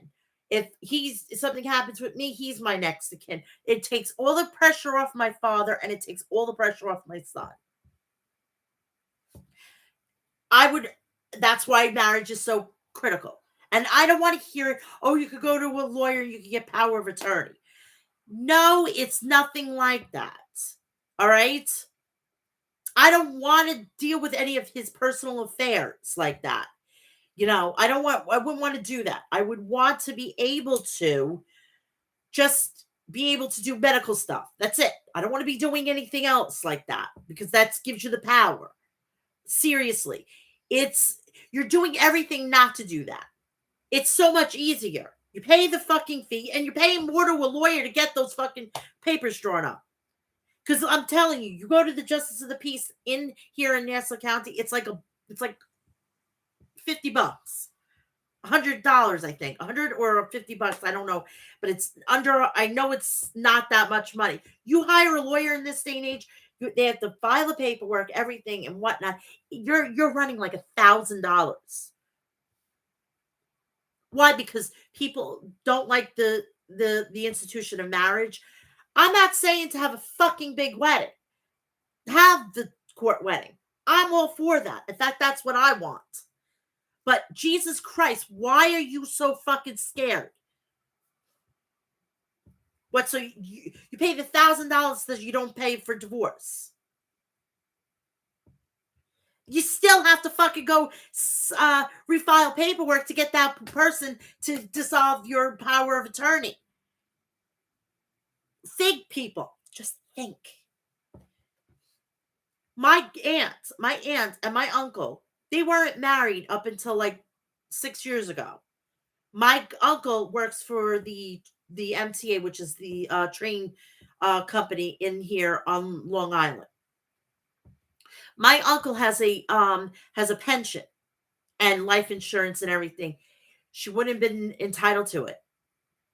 So they had to be legally married. And I think you get all these things because you get the power of attorney. You still can't get his pension or you can't get this. And you can't say, oh, we'll just do it this way. You can't. There's now rules because now we have same-sex marriage. They wanted to have that so they can get that. So companies had to adhere to that. They're not going to adhere to that because you could be with this person 4 or 5 years and then you break up, but they still have that. The company thinks that you're still with them. They have the power of attorney. They're going to get that. I'm okay with this. And the kids get it, and that's where it's supposed to. And that's the end of that. That's the whole. That was the whole thing I forgot to. So I just saved it for now. SmackDown. Roman Reigns returns. This is the lineup. Roman Reigns returns to SmackDown. Randy Orton versus Jimmy Uso. United States Championship Tournament. Grayson Waller versus Carmelo Hayes. United States Championship Tournament. Kevin Owens versus Austin Theory. Michin and Zelina Vega versus Asuka and Kairi Sane, the Kabuki Warriors, was back in action. We start off with Roman Reigns and the Bloodline. They're in the ring. Roman starts by asking the crowd to acknowledge him. He asks the crowd to shut up. He says he's here to celebrate. Reigns says it's promotion season. He said when someone is doing good, he'll let them know. He said tonight is about one man. He says this man understands what it's like to keep his family on top of the mountain. He said he's next in line if anything happens to him. So we're thinking that it's going to be Jimmy Uso. Oh my God, Jimmy fucking was fuming. And I know he was fuming. He says this man is the next tribal chief. He asks him to join him in congratulating Solo Sikoa. Roman hugs Solo Sikoa and tells him he loves him. Randy Orton comes out. And we come back from a commercial break. Randy says for 18 months he has been thinking about what he's going to say, but the only thing he needs to say to him is that he's coming for him. He said he is going to take everything away from him. Orton says It starts tonight and it ends at the Royal Rumble because he's challenging him for the WWE Championship. Roman says he hasn't thought about him at all. He says, Orton doesn't deserve this opportunity because he hasn't done anything to earn it. But he took out Orton, so he technically has earned it because you took him out. So it's payback. Roman asks him to get to the back of the line. He says the levels of above him and everybody else. He says if he ever has a match with Reigns, he won't ever come back. Orton says he can see Reigns has changed and evolved for the better. He says Reigns is now a legend. He says he has changed too, but he will be always a legend killer. He goes for an RKO on Reigns, but he escapes. Orton says maybe he should start thinking about him. He says the voices in his head just told him that Roman might have crapped his pants. He says Daddy's back. It should be Daddy's home. The United States Championship Tournament, Grayson Waller versus Carmelo Hayes. Come back from commercial break, Carmelo.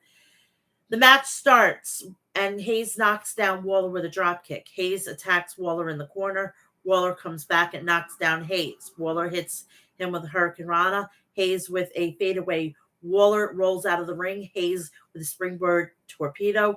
He knocks down Waller out of the ring.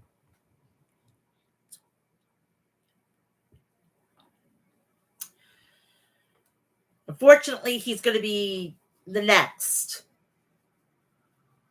Samoan that he's going to be basically taking Roman's place, basically. And that's just how it is. We come back from commercial break. Waller hits a flatliner, cover 1-2 kick out. Hayes comes back and hits Waller with a pump kick, cover 1-2 kick out.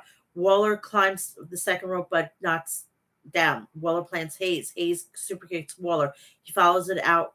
He follows it with a springboard DDT, cover 1-2 kick out. He hits the first 48 and climbs to the top rope and hits nothing but net for the win. And Carmelo Hayes wins and moves on towards the tournament. Orton runs into LA Knight. Orton says he doesn't need his help. Knight says they know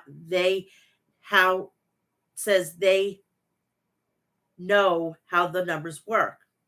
Orton says they pick up a win last week, so they're good. So let's keep it that way. He asks him to stay out of his way. Knight says he is the only one who's going to take away everything from Roman. U.S. title tournament. Kevin Owens versus Austin Theory. We come back from commercial break. The match begins with Owens knocks down Theory. He goes to work on him. Owens knocks down Theory and hits a senton. Theory rolls out of the ring. Owens knocks Theory off the apron and hits a cannonball. Owens sends him into the ring. Owens climbs to the top rope, but Theory rolls out of the ring. Theory comes back with a drop kick. Owens rolls to the apron. Theory hits a neck breaker on the apron, and we go to commercial break. Back, Owens hits a frog splash on Theory, cover 1-2 kick out. Owens goes for a swanton bomb, but Theory gets his knees up, cover 1-2 kick out. Owens stops away on Theory. He hits a DDT on Theory, cover 1-2 kick out. Theory plants Owens with a Spanish fly. Owens hits a suplex off the top rope. Theory rolls out of the ring. Theory knocks Owens into the timekeeper's area. Owens gets back into the ring. Theory hits a blockbuster cover 1-2 kick out. Theory sets in the Tree of Woe, and Owens hits a cannonball on him. He climbs to the top rope and hits a swanton bomb cover 1-2 kick out. Theory attacks his broken hand. He stomps on the injured arm. Owens attacks Theory and with the cast for the win, and Austin Theory is Owens is the winner.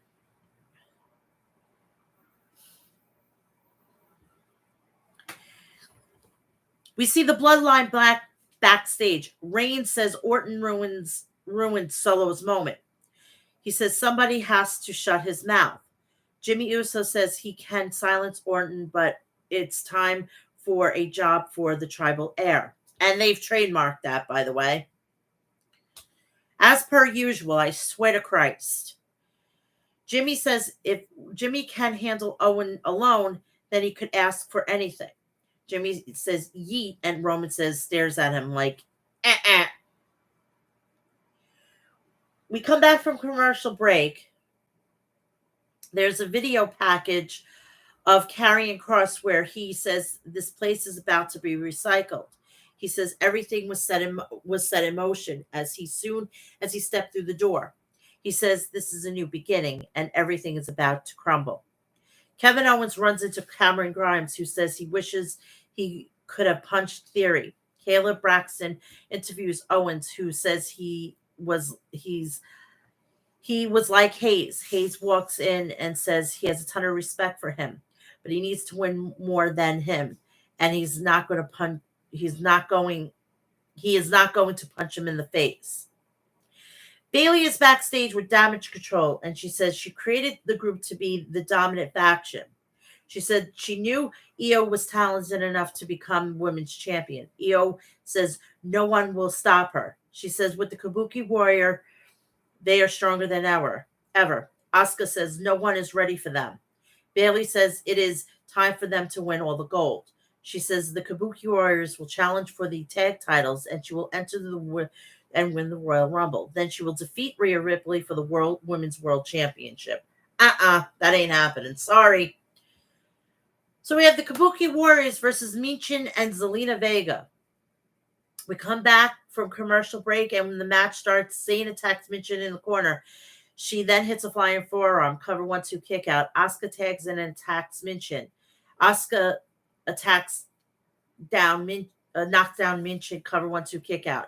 Asuka hits Michin with a clothesline, cover 1-2 kick out. Michin comes back with a suplex. Zayn tags in.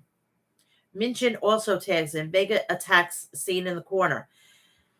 Vega hits a DDT. Vega goes for a 619, but Zayn escapes and hits her with a back fist. Asuka tags in and locks in the Asuka lock. Vega gets out of it and tags out. Michin headbutts Asuka and slams Asuka. Cover 1-2 kick out. Vega sends Zayn out of the ring. Zayn slams Vega on the announce table. Michin kicks Asuka. She climbs to the top rope. Dakota distracts the referee, and Bailey knocks Asuka off the top rope. Zayn tags and hits an insane elbow for the win, and the Kabuki Warriors picks up the victory. With what happened on Monday, I think that's going to be the match at the Royal Rumble. Or it could be on New Year's Revolution for SmackDown. I'll take either one of them. Jimmy Uso is backstage about Solo Sikoa. He says Reigns and Heyman have been talking for a long time. He says it feels like a setup. He asks him whether Solo would inform him if something were to happen to him. Solo says he is his brother. Bobby Lashley is backstage with the Street Profits. He says Logan Paul is the United States champion. And now they have this tournament with a bunch of people. Paul thinks he can beat except him, says Santos. Can't beat Lashley. Lashley also says Santos is standing in his way. Randy Orton versus Jimmy Uso. Randy, we come back from commercial break. Before the commercial break, the match starts with Orton attacks Jimmy, who leaves the ring. We come back from commercial break. Orton slams Jimmy on the announcer's desk. He sends him into the ring. Orton attacks Jimmy in the corner. Orton kicks Jimmy. Jimmy comes back with an enziguri. He attacks Orton in the corner, cover 1-2 kick out. Jimmy attacks Orton in the corner, but Orton pokes him in the eye. Orton goes for a draping DDT, but Jimmy sends him out of the ring. We come back from commercial break. Orton hits a couple of clotheslines and a power slam. Orton then hits the draping DDT. Solo Sikoa comes out and he walks out. LA Knight comes out. He comes and attacks Sikoa. Orton hits RKO on Jimmy.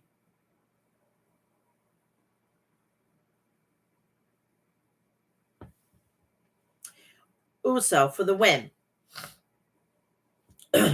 So it's winner Randy Orton.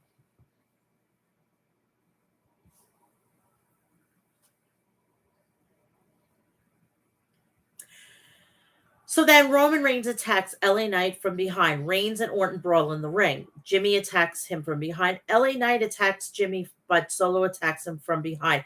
AJ Styles music comes on. AJ Styles hits the phenomenal forearm on Reigns. He attacks Jimmy and Solo. Knight sends Jimmy out of the ring. AJ Styles attacks Knight from behind with a clothesline, and then he walks away. And that's it. AJ Styles is, oh shit, no pun intended, phenomenal looking. What the fuck? I am like legitimately godsmacked at this point. Holy fuck. I am like shocked. I'm like, dear Lord. I am legitimately wow. Like, I cannot wait to see him back in the ring now.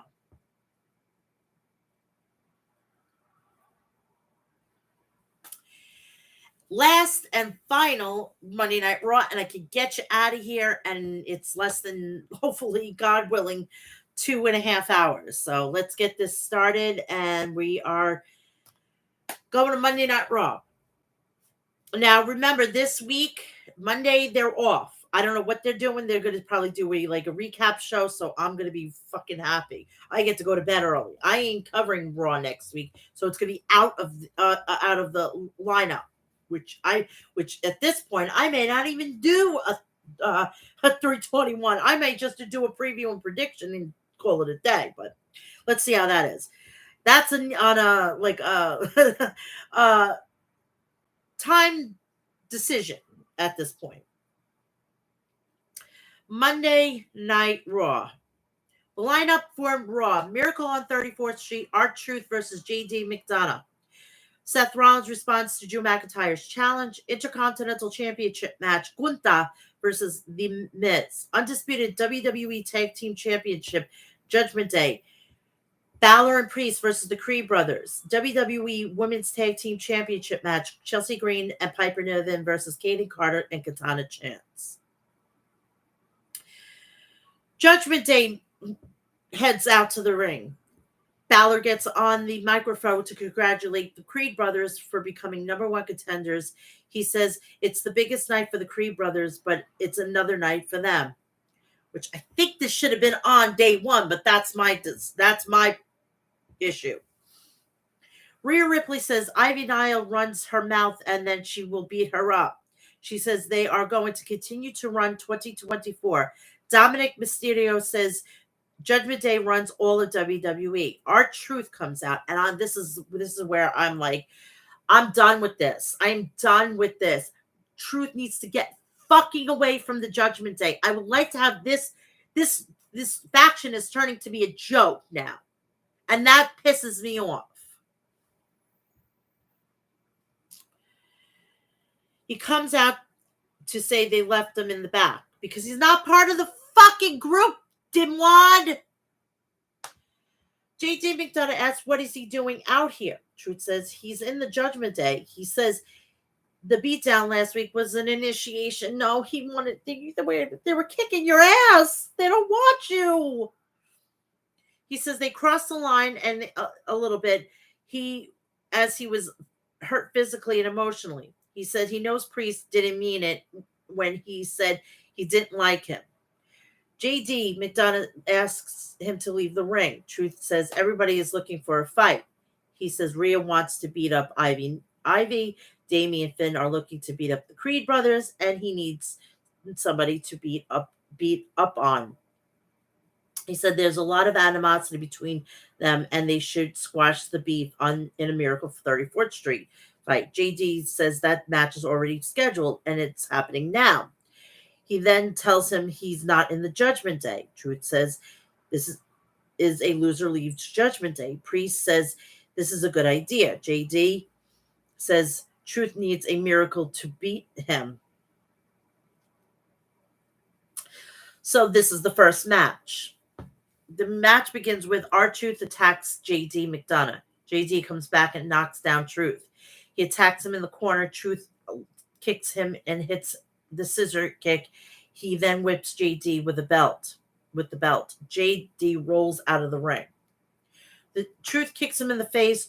Truth sends JD in the ring. Dominic Mysterio shoves Truth into the ring post. We come back from commercial break.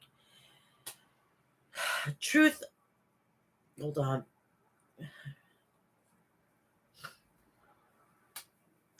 Truth attacks JD in the corner and slams him. Truth goes to get the table, but JD attacks him. He sends him into the ring.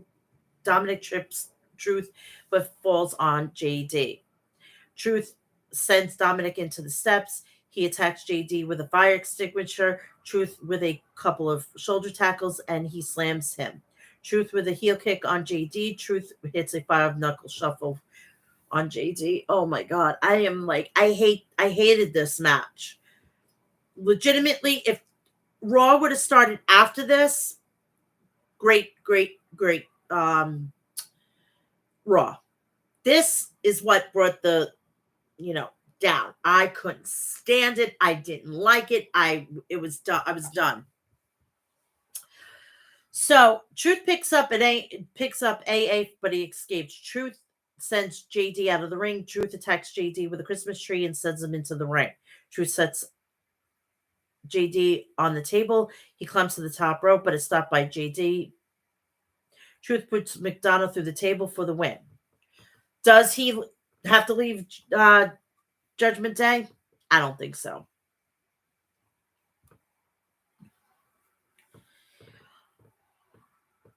We go to Katie Carter and Katana Chance are backstage. They say they're going to become women's tag team champions. Nia Jax heads out to the ring. We go to commercial break.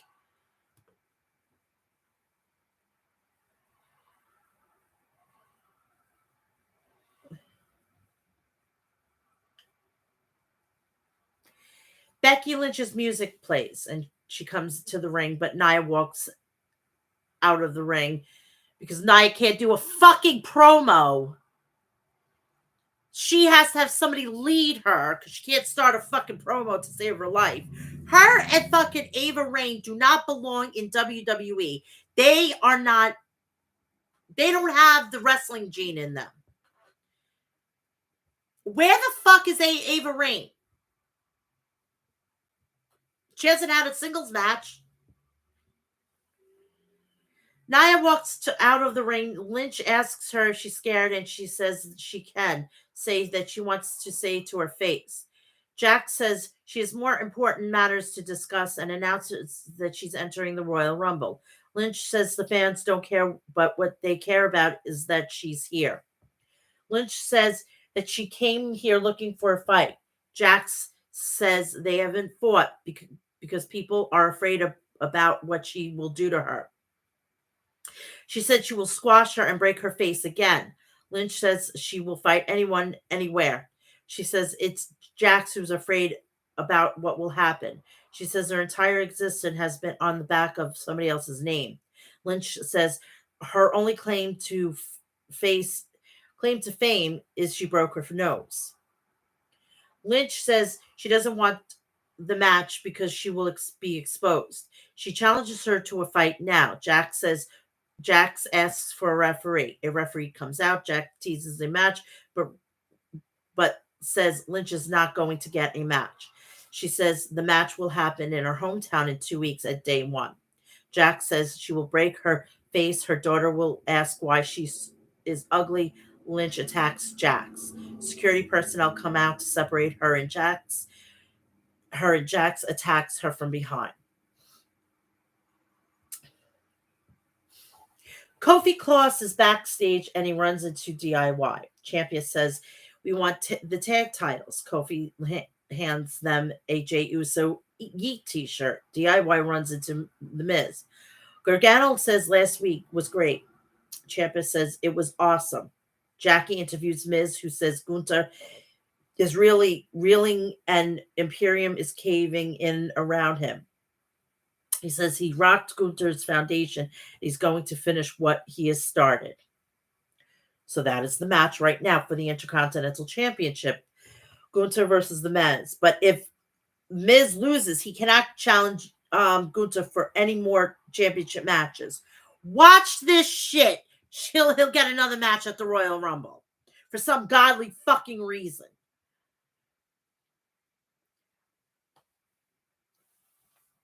So we come back from commercial break. The match begins with Gunther takes down the Miz.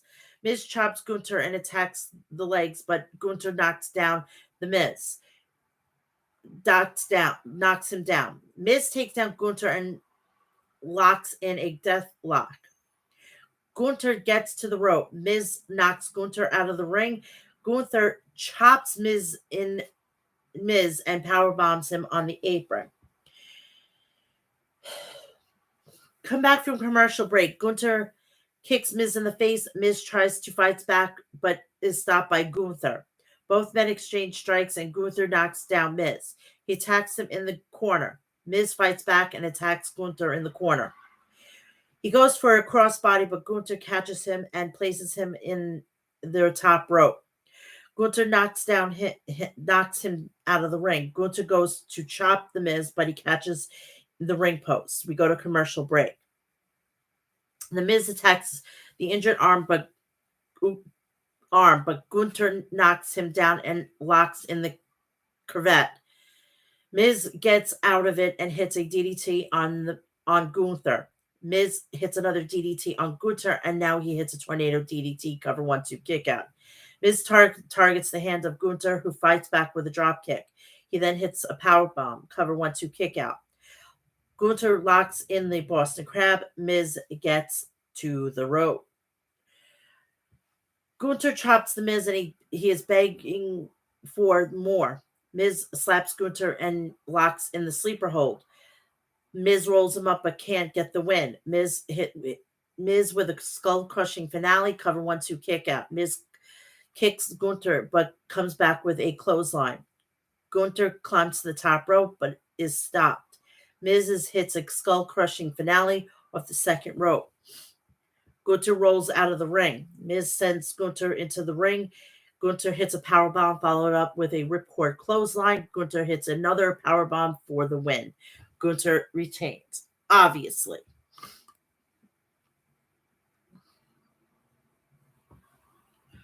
Gunther is walking backstage and Imperium congratulates him. Ludwig Kaiser says it was a stellar performance. Gunther says they have no reason to be standing here and celebrating. He said this year has been a write-off. He said he's going to take a couple of weeks off, but expects them to work hard to impress him. He walks away, and Kofi Kloss runs into Imperium. Kaiser asks him to get out of here. Kofi hands him a gift. Kaiser opens it. It's cold.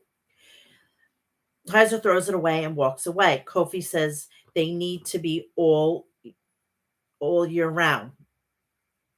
There was a video of Shinsuke Nakamura plays where he says while Cody has visions of championships, he plans to extinguish his glory. He says the nightmare is over. He says his goal is to see what Cody is living in fright. He says he will be Cody's last fight. Cody attacks Nakamura and they brawl to the arena. Security personnel tried to stop them. Cody fights them off and goes after Nakamura. Cody hits a suicide dive on Nakamura. Security separates them as Nakamura gets in the ring. Nakamura retreats away. Akira Tozawa is backstage with Adam Pearce, who's confirming his request. He walks away. Chelsea and Piper come in and ask him to cancel the match. Pearce says he won't cancel the match, but it is next. Green and Niven storm and walk away. Bronson Reed walks in and wants to talk about being Gunther's next challenge. And I think that should be it. And it should be at day one. And I would do a shocking fucking title victory. That's just me. WWE Women's Tag Team Championship match. And this wasn't that bad. Maybe this is the turn to upswing the women's division. Hey, who knows at this point? Chelsea Green and Piper Niven versus Kaden Carter and Katana Chance. We come to commercial break, and the match begins with Carter takes down Green. Green comes back and attacks Carter. She slaps Carter. Carter returns, and takes down Green. She hits and drop kick on Green. Chance tags in and hits a senton cover 1-2 kick out. Niven knocks Carter off the apron. She knocks down Chance. Carter tags in and knocks down Niven. She tags out, but Niven attacks them. She hits a splash cover 1-2 kick out. Niven come back from commercial break. Niven goes for a cannonball and misses. Green tags in. Carter also tags in and super kicks Green. She hits her with a splash. Cover 1-2. Niven breaks it up. Carter sends Niven out of the ring and hits a springboard dropkick. Cover 1-2 kick out. Carter sets up Green on the top rope. Green goes for a dive and misses. She catches Carter with a leaping leg lariat. Cover 1-2 kick out. Niven tags in. Green with a knee to the face. Niven hits a senton. Cover 1-2. Chance makes the save. Carter super kicks Niven. She tags out. Chance dives onto Niven. Cover 1-2. Green makes the save. She hits a German suplex on Carter. Green tags and goes for an up on Prettier, and Chance hits the lawn blower. They then hit the after party for the win, and we have new champions, which is Kaden Carter and Katana Chance. Now, hear me out. We got Ivy Nile and Rhea Ripley at day one for Monday on New Year's Day. I'm thinking let's get either Chelsea Green or Piper Niven to take on Rhea Ripley at the Elimination Chamber. Okay? That's her match. The winner of the Royal Rumble will be her WrestleMania. The winner of the Elimination Chamber will be taking on Io Sky. I just booked WrestleMania for you. Winner, I have no fucking clue. But it gives Piper Niven a chance to go out on her own and actually have Rhea Ripley have an actual good opponent when she goes home.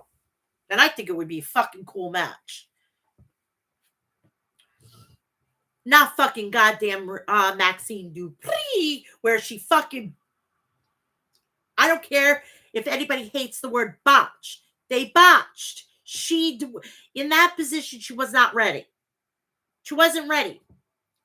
It should have been a quick squashed match. Less than a minute, it should have been. But that's just me. So we see Ivy Nile warming up with Alpha Academy. She says she's ready for Rhea Ripley. She said she has asked for a match with Rhea Ripley because of her goal for 2024 is to become women's champion. She leaves and Akira Tozawa walks in and says he has a match tonight with Ivar. Ivar comes in and stares at Akira before walking away. We have that match right afterwards. We go to commercial break. Kaden Carter, Katana Chance are backstage and they run into Kofi Claus, who congratulates them. They say they got everything they wanted. She says dreams do come true and they go and party. Natalia says they will need some new challengers. Oh, I hate Natalia. I fucking hate her. Does she have to fucking poke her nose in every fucking... I mean, she thinks that she's using the Natalia in the back. Let's give other people... I understand you haven't had your moment at like a WrestleMania, but come on, you may be the Bret Hart in your family, but you're not fucking a marquee match. Sorry, Peaches. Let's move on. Go have some kids. Go retire. Go open a school. Let's do this. Be a producer, whatever. You're done. I'm tired of seeing you. Jesus Christ. Shayna says that is what she was thinking. Alpha Academy music plays. And they go out to the ring with Maxine Dupree. So the match starts, and Ivar tosses Akira out of the ring. Tozawa gets back in the ring and hits Ivar with multiple strikes. Tozawa sends Ivar into the turnbuckles. He hits a DDT on Ivar. Ivar comes back and knocks down Tozawa. He climbs to the top rope and goes for a splash and misses. Tozawa climbs to the top rope, but Valhalla distracts him. Maxine pulls her off the apron and sends her onto the barricade. Tozawa hits a senton on Ivar. Cover 1-2 kick out. Ivar recovers and hits a spinning heel kick. He then climbs to the top rope but is stopped. Tozawa goes for a hurricanrana, but Ivar catches him and hits him with the world's strongest slam for the win. And of course, Ivar wins. Seth Rollins is in the ring after the commercial break. He gets on the mic and says things have been heating up for him. He says after his confrontation last week, he is feeling more motivated to be the best world champion in this history. He says 2024 starts day one where he defends his world championship against Drew McIntyre. Drew McIntyre music plays and he comes down to the ring. Rollins says he hasn't forgotten about the headbutt from a few weeks ago and asks him to tread lightly. Drew says he's not here to fight, but he is proud of Rollins for stepping up to Punk. He says Rollins is on top of the world. Drew says it probably feels good for him. He said he has been talking a lot about his family. He said he started to feel guilt, and after 16 years, he questioned if this is all worth it. He says Becky Lynch is all in the same position he's in. Rollins has been part of the difficult conversation. Drew says when a family member is sick, they're still chasing the dream. He said he doesn't want the title, but he needs the title to prove that it was worth it. And he will do whatever it takes to win the title. Rollins says he doesn't know how to feel about it. He said he wants to believe him because his actions and words don't line up. He says respect him because he has gotten himself another title opportunity. He asked Drew what makes him think of the outcome. Will it be different? He asked Drew if he's willing to cheat to take shortcuts. He said he's the same person because he wants to blame everybody else. Rollins says Drew will do everything except take responsibility. He said the only person keeping Drew from being the world champion is himself. He said he looked CM Punk in the eye and told him he hates him. He says he pities Drew. He wishes him a Merry Christmas. And I'm loving that they're saying Merry Christmas instead of Happy Holidays on TV. I celebrate Christmas. And if I'm going to say Merry Christmas to people. I'm going to say Happy Hanukkah when it's that time. Do your homework. Get to the holidays. It's not that big of a deal. I'm tired of saying Happy Holidays. When Passover comes up, I say Happy Passover or Happy New Year for Rosh Hashanah. Or I don't say Happy Yom Kippur because it's a Day of Atonement. I don't say that. I say, holiday wishes or whatever, something on the long lines of that.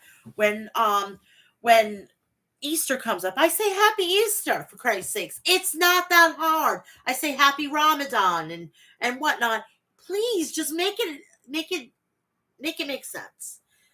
I'm sick and tired of saying Happy Holidays. I wasn't brought up like that, and I had to retrain myself to start saying Merry Christmas because I don't care about inclusion.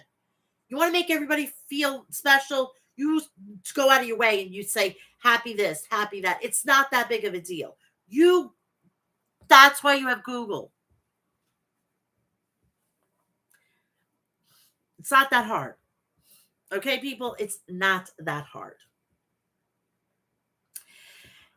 As he walks away, Drew tries to attack him, but Rollins super kicks him and knocks him out of the ring.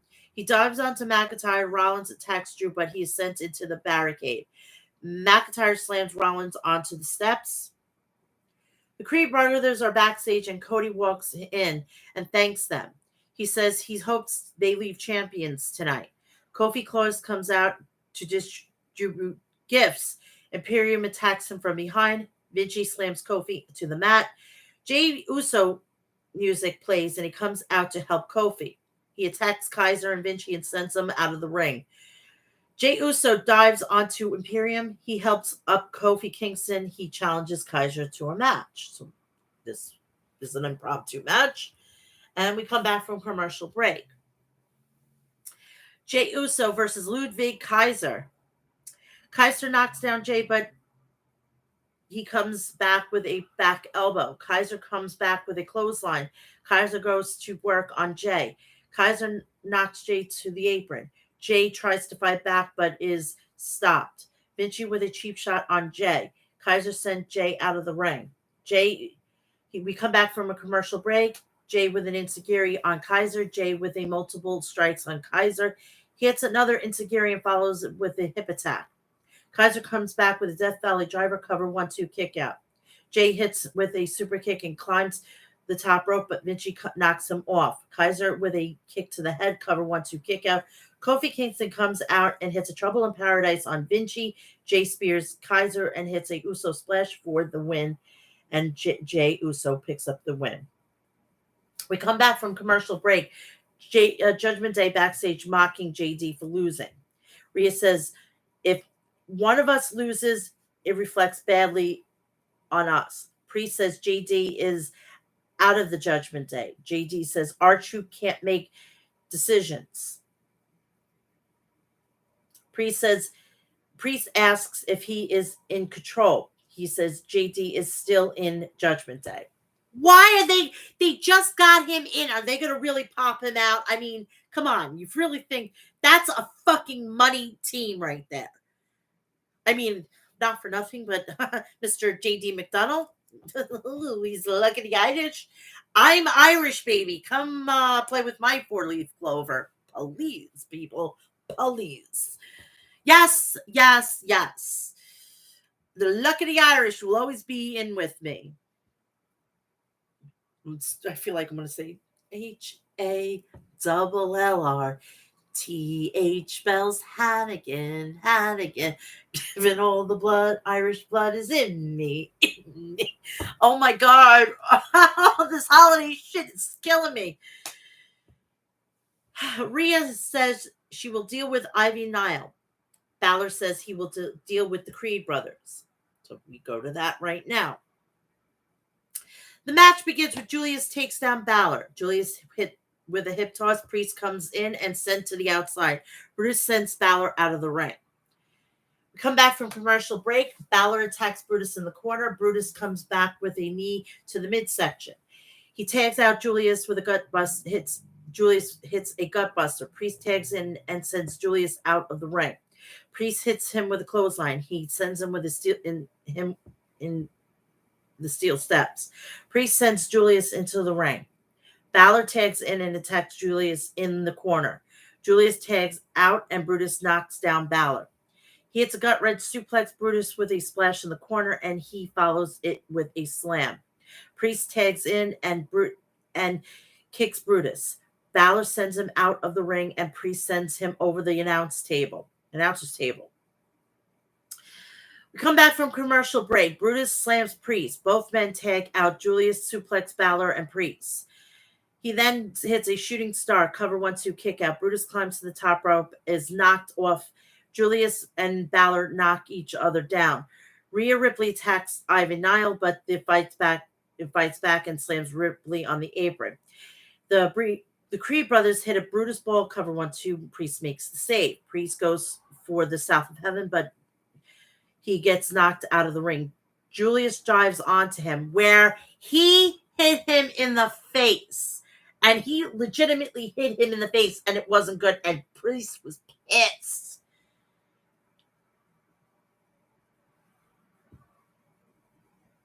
This was their test. They're not going to get the titles when they were supposed to get it. They're going to get by because they're going to pay for this. This was a fucking miscount, and they're going to pay for this. Balor hits a sling blade and covers with a drop kick. He climbs the top rope, but Julius stops him. Priest tags in Creed Brothers hits Brutus Bowl, cover 1-2 Balor with a coup de grace. Brutus knocks Balor out of the ring. Priest hits a South of Heaven chokeslam for the win. And that is it. That is it. I am done. I am done. I am done. I am done. But what is not done, please do me a favor. Like, share, subscribe, turn on the bell for all notifications so when I go live or upload a video, you will know about it. Please do me a favor and find me on Instagram, Threads, Facebook, X/Twitter. We have also TikTok and we have Cameo. I got to work on the links this year to go on the description, and that'll be the end of it because I have to figure something out because I really want you to get down to the description and you can just click on it and it'll be a lot easier. Please also go check out Maestro Classics at maestroclassics.com. Please go check out Liquid Death at liquiddeath.com. Go check out Deathwish Coffee at deathwishcoffee.com. And please support the independent professional wrestling and go check out House of Glory, Brace for Impact, January 6th, 2024. They will be having, I forgot the freaking card already. Jesus Christ.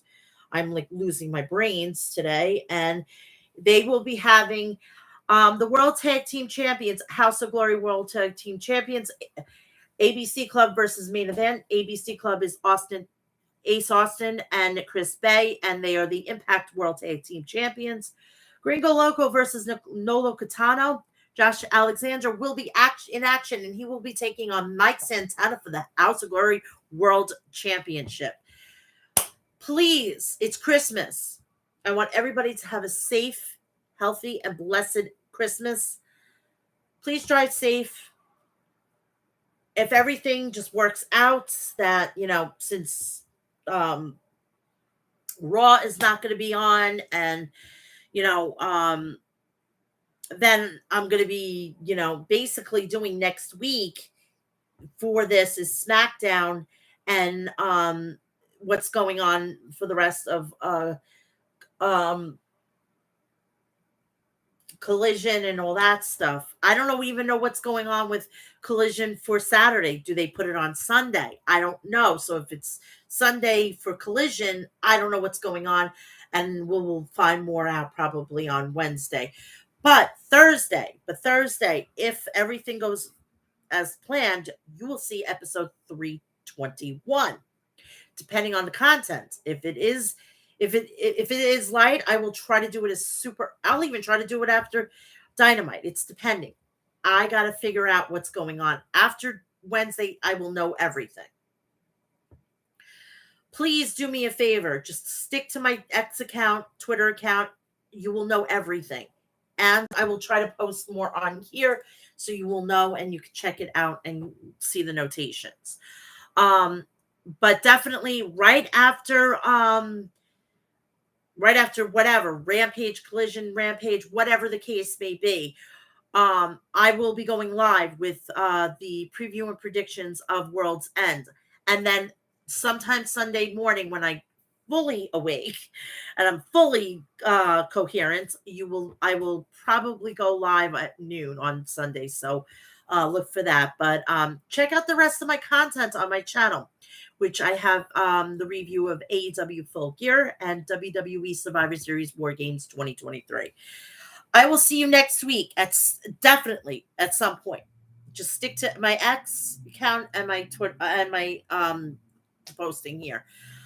Have a great Christmas. Enjoy. And families first. Because my position, I don't have that much family left. And it's kind of upsetting, but my son's coming home and that's why I'm doing this. So I love you all and I'll see you next week. All right. At some point. Okay. For hopefully maybe episode 321. All right. I love you all. Merry Christmas.